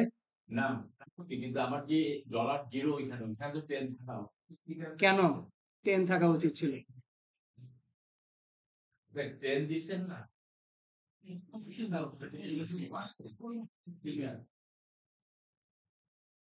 আপনি যখন কাজ করবেন ভ্যাট বা ট্যাক্স নিয়ে, তখনই না আপনার এখানে কাজ হবে। এছাড়া কি আপনার এখানে কাজ হবে? ওটা তো আপনি রেট সেট করে আসছেন। আপনারা এখান থেকে স্ক্রিনশট নেবেন সবাই, প্রত্যেকটা সেলস ট্যাক্স, পারচেজ ট্যাক্স, আর হচ্ছে জিরো রেটেড ট্যাক্স, এই প্রত্যেকটা ট্যাক্স সেন্টারের স্ক্রিনশট নেবেন। ঠিক আছে? আর পরবর্তীতে আমরা আরো ট্যাক্স নিয়ে আলোচনা করব আমাদের যখন ওই যে ভ্যাটের ক্লাস থাকবে। এখান থেকে রিটার্ন রিটার্ন কিভাবে রেডি করতে হয়, কিভাবে সাবমিট করতে হয়, সেই কাজগুলো আমরা এখান থেকে দেখব। ওকে, আমাদের আজকে টপিক এই পর্যন্তই। আরেকটা টপিক মনে বাকি আছে। ও, ম্যানুয়ালি অ্যাড করতে হবে চার্ট অফ অ্যাকাউন্টস। এবার আসেন chart of accounts. Chart of accounts তো বলেই ফেললাম, যে আমাদের লেজারের হেড, তাই না? আমাদের বাই ডিফল্ট তারা দিয়ে রাখছে কতগুলা, 57টা, সরি 65টা, বা চেঞ্জেবল হচ্ছে এত, 65টা তারা বাই ডিফল্ট দিয়ে রাখছে। এখন যদি আমরা কোনো কারণে অ্যাড করতে চাই, তাহলে আমরা কি করতে পারবো? এই যে নিউতে গেলে আমরা কি করতে পারবো? নতুন করে অ্যাড করতে পারবো। আচ্ছা, এখন এইখানে কি কি আছে? Account name, account number, account type, detail type. ওকে,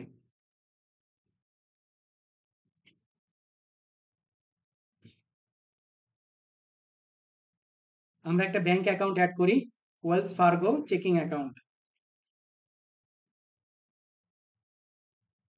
ওয়েলস ফার্গো চেকিং অ্যাকাউন্ট, অ্যাকাউন্টের নাম্বার দিলাম 4 ডিজিট দিয়ে করাটা বেটার, তাহলে অনেকগুলা চার্ট অফ অ্যাকাউন্টস কি অ্যাড করা যায়। ঠিক আছে, 3 ডিজিট দিয়ে করলে খুব তাড়াতাড়ি তো শেষ হয়ে যায়, এই জন্য 4 ডিজিট দিয়ে আমি দেখাই। আচ্ছা, account type debtors, current asset, বলেন কোনটা হবে এখান থেকে? ওয়েলস ফার্গো কি একটা bank account? Current account, debtors current asset, না ক্যাশ ইন হ্যান্ড ব্যাংক, নাকি tangible asset non current asset? Current asset নাই। আচ্ছা, আমি চ্যানেলে চার্ট অফ অ্যাকাউন্টস এর সিরিজগুলো একের পর এক আপলোড করি, ঠিক আছে? কেউ দেখছেন সিরিজগুলা? হ্যাঁ।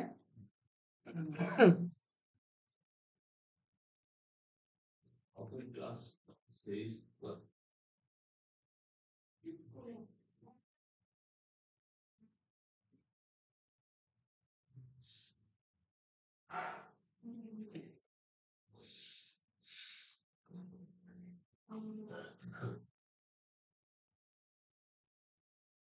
এখানে চার্ট অফ অ্যাকাউন্টস এর 4টা ভিডিও এখন পর্যন্ত দিছি, আর বাকিগুলো আপলোড হবে।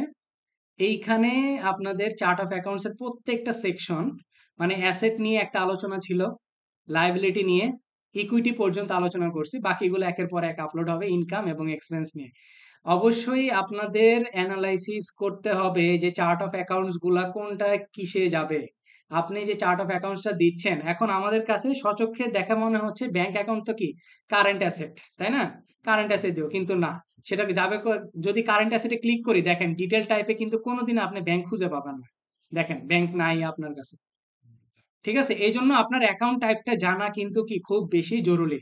তাহলে আমরা দিব কি cash at bank and in hand, তখন দেখেন আপনার কাছে কি আসে, ক্যাশ অন হ্যান্ড, এটা তো আপনার ক্যাশ অন হ্যান্ড না। তারপর ক্লায়েন্টের ট্রাস্ট অ্যাকাউন্ট না, তাহলে এটা কি হবে, কারেন্ট অ্যাকাউন্ট, এই যে দেখেন কারেন্ট অ্যাকাউন্ট। তাহলে অবশ্যই আপনাকে অ্যাকাউন্ট টাইপ এবং ডিটেল টাইপ খুব ভালোভাবে আপনাকে ব্রেনে রাখতে হবে। ঠিক আছে, আমাদের কাছে সচক্ষে মনে হইতে পারে যে এটা এখানে যাইতে পারে, কিন্তু কুইক বুকস আমাকে যেটা সাজেস্ট করবে সেটা আমাকে দেখতে হবে। ওকে, তারপরে ওপেনিং ব্যালেন্স, অবশ্যই ব্যাংক অ্যাকাউন্টে একটা ওপেনিং ব্যালেন্স ছিল $250 জানুয়ারি 1 23 তারিখ, 250 জানুয়ারি 1 23,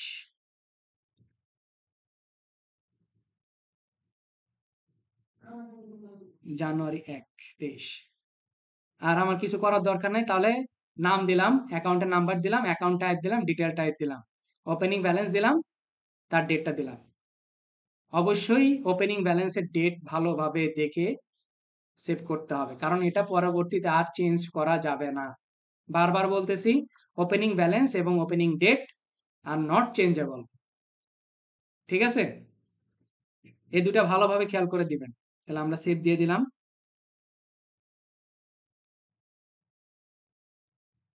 দেখেন এই যে চলে আসে, নাম্বার 1000, নেম কি Wells Fargo checking account, account type cash at bank in hand, detail type কি কারেন্ট অ্যাকাউন্ট, কুইক বুকস এর ব্যালেন্স কি $250।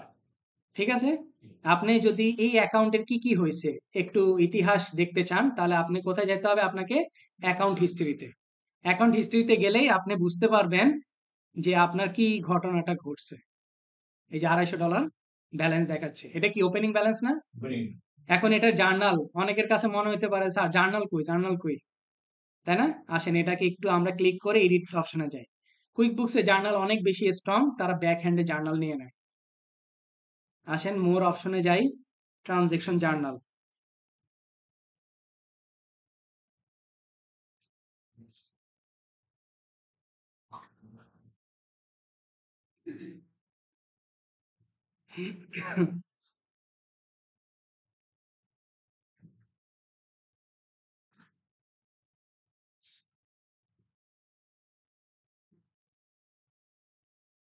ট্রানজাকশন জানা। কি করছে জার্নালটা দেখেন তো, ব্যাংক করছে ডেবিট, আর কি ওপেনিং ব্যালেন্স ইকুইটি কি করছে ক্রেডিট। এটাই তো হওয়ার কথা, ব্যাংক ডেবিট আর হইতেছে ওনার্স ইকুইটি বা ওপেনিং ব্যালেন্স ইকুইটি ক্রেডিট। তাহলে জার্নাল ঠিক আছে। ওকে, ফাইন।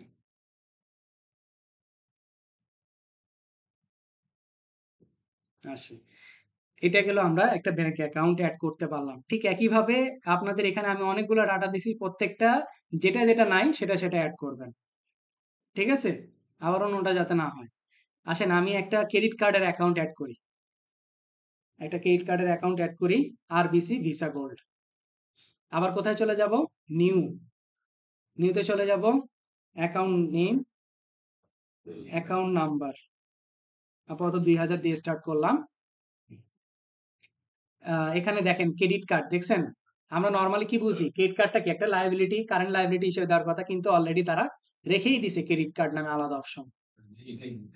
জি, তাহলে ডিটেল টাইপও কি ক্রেডিট কার্ড। তার ওপেনিং ব্যালেন্স কি আছে? 170.20, 170.20, আর জানুয়ারি 2023। আচ্ছা আর আমার কিছু দেওয়ার নাই, জাস্ট সেভ করে দেব। ক্রেডিট কার্ডের ব্যালেন্স উল্টা হবে না জানা? বললাম না, মানুষ জার্নাল ছাড়া আর বাঁচে না, অবশ্যই উল্টা হবে। সে তো টাকা পাবে ব্যাংক। আমি তো লায়াবিলিটি দিয়ে সেভ করছি, তাই না?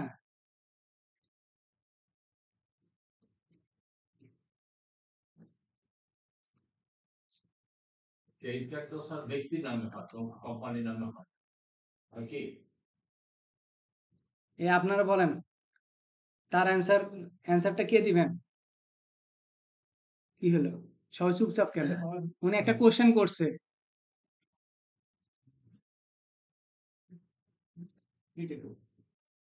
এই যে দেখেন, এই যে জার্নাল দেখেন ভালো করে, কারণ আমরা তো বাঙালি, আমাদের জার্নাল না দেখলে সমস্যা। দেখছেন ক্রেডিট হয়েছে, আর ওপেনিং ইকুইটি কি হয়েছে? ডেবিট হয়েছে। কথা বুঝাতে পারছি? কুইক বুকস এর জার্নাল অনেক বেশি স্ট্রং আমাদের থেকে, এটা মাথায় রাখতে হবে। আপনি ঠিকঠাক মতো পোস্টিং দিলে সে ঠিক মতোই সে নিয়ে নিবে, এটা নিয়ে টেনশনের কোনো কারণই নেই। এবার আসেন একটা সাব অ্যাকাউন্ট কিভাবে ক্রিয়েট করতে হয় সেটা আমরা দেখব, ঠিক আছে? আপনারা এখানে বাকিগুলো অ্যাড করবেন একের পর এক। পেরোল এক্সপেন্সটা আমরা একটু দেখি, পেরোল এক্সপেন্স নিয়ে কোনো কিছু আছে কিনা। আমি একটু সার্চ করি, পেরোল নাই, ওকে ফাইন। আমরা নিউতে চলে যাব, অ্যাকাউন্টের নেম দিব হচ্ছে পেরোল এক্সপেন্স 3000 দিলাম। এবার পেরোলটা কি আমার জন্য এক্সপেন্স না?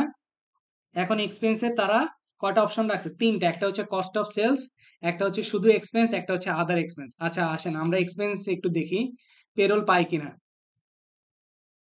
Payroll, cost of labour, entertainment, শেষ করি আগে।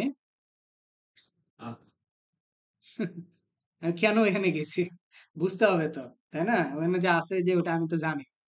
আচ্ছা, আমরা পেরোল নামে একটা মূল হেড, লেজারের হেড আমরা ক্রিয়েট করলাম 3000, তাই না? 3000 একটু সার্চ করে দেখি, এই যে 3000 পেরোল এক্সপেন্স, ঠিক আছে? এবার একটা সাব অ্যাকাউন্ট কিভাবে ক্রিয়েট করতে হয় সেটা আমরা একটু দেখব। এখান থেকে হেলথ ইন্স্যুরেন্সটা ক্রিয়েট করি। হ্যাঁ, হেলথ ইন্স্যুরেন্স, তাহলে এটার নাম্বার দিই 3001, তাহলে একটু বুঝতে সুবিধা হবে। ওকে, হেলথ ইন্স্যুরেন্স, এটা কি আমার জন্য কি এক্সপেন্স? আচ্ছা এক্সপেন্সে একটু যাই, ইন্স্যুরেন্স পাওয়া যাবে কি? অবশ্যই ইন্স্যুরেন্স আছে, তাই না? এইবার দেখেন এখানে কি বলতেছে, make this a sub account, এটা কি কোনো অধীনস্থ অ্যাকাউন্ট কিনা? অবশ্যই, তাহলে আমরা এটা ক্লিক করব, তখনই আপনাকে বলবে প্যারেন্ট অ্যাকাউন্টটা ঠিক করে দেন। এটা মূল অ্যাকাউন্টটা কত? 3000 ছিল, এই যে পেরোল এক্সপেন্স, আর কিছু দিতে হবে না, সেভ করে দিব। দেখেন দেখতে কেমন দেখা যায় সাব অ্যাকাউন্ট গুলো, এটা দেখার জন্য বেসিক্যালি আমি করলাম।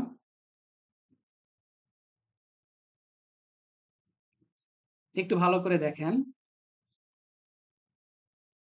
এটা হচ্ছে পেরোল, তাই না? আর হেলথ ইন্স্যুরেন্সটা কোথা থেকে স্টার্ট হয়েছে? একটু ডান পাশে সরে গিয়ে, তাই তো? একটু ডান পাশে সরে গিয়ে, তার মানে এইখানে একটা কি গ্যাপ আছে না? এখানে একটা যে গ্যাপ আছে, এটা দ্বারাই বোঝাচ্ছে যে এটা হচ্ছে কি পেরোলের সাব অ্যাকাউন্ট। যদি আপনার কোনো ক্লায়েন্ট বলে যে এটার অধীনস্থ একটা অ্যাকাউন্ট ক্রিয়েট করো, তখন এইভাবে আমরা সাব অ্যাকাউন্টটা দিব। অবশ্যই সেটার প্যারেন্ট অ্যাকাউন্ট কিন্তু আপনাকে সিলেক্ট করে দিতে হবে। ঠিক আছে? তাহলে এইভাবে আমরা সাব অ্যাকাউন্ট করতে পারি। ওকে। তাহলে আপনারা এখান থেকে যতগুলা চার্ট অফ অ্যাকাউন্টস আছে অবশ্যই চেক করে দেখবেন আছে কিনা। যদি থাকে তাহলে তো করার দরকার নাই। আর যদি না থাকে তাহলে করবেন। কথা বুঝাতে পারছি? আবার সেম জিনিসই ২-৩ বার এন্ট্রি দিয়েন না। এটা যাতে না হয়। ওকে, চার্ট অফ অ্যাকাউন্টস ম্যানুয়ালি দেখলাম। চার্ট অফ অ্যাকাউন্টস এর কোডিংটা তো সিকোয়েন্স আছে অ্যাসেট 1 2 3 এর সিকোয়েন্স আসতেছি। এই যে চার্ট অফ অ্যাকাউন্টস এর হেল্প করার জন্য নরমালি এই গ্যাপের নিয়মটা এখন পর্যন্ত ফলো করে। মানে গ্যাপের যে সিস্টেমটা না ওই অ্যাসেট ১ দিয়ে শুরু, লায়াবিলিটি এই যে আপনাদের এটাও দিয়ে দিব। লায়াবিলিটি ২ দিয়ে শুরু, ইকুইটি কত ৩, ইনকাম হচ্ছে ৪ দ্বারা, কস্ট অফ গুডস সোল্ড ৫, আর হচ্ছে বাকি সকল এক্সপেন্স ৬ থেকে শুরু হয়। নরমালি এখন পর্যন্ত মানে এটাই ফলো করে চার্ট অফ অ্যাকাউন্টস এর ইয়া হিসেবে।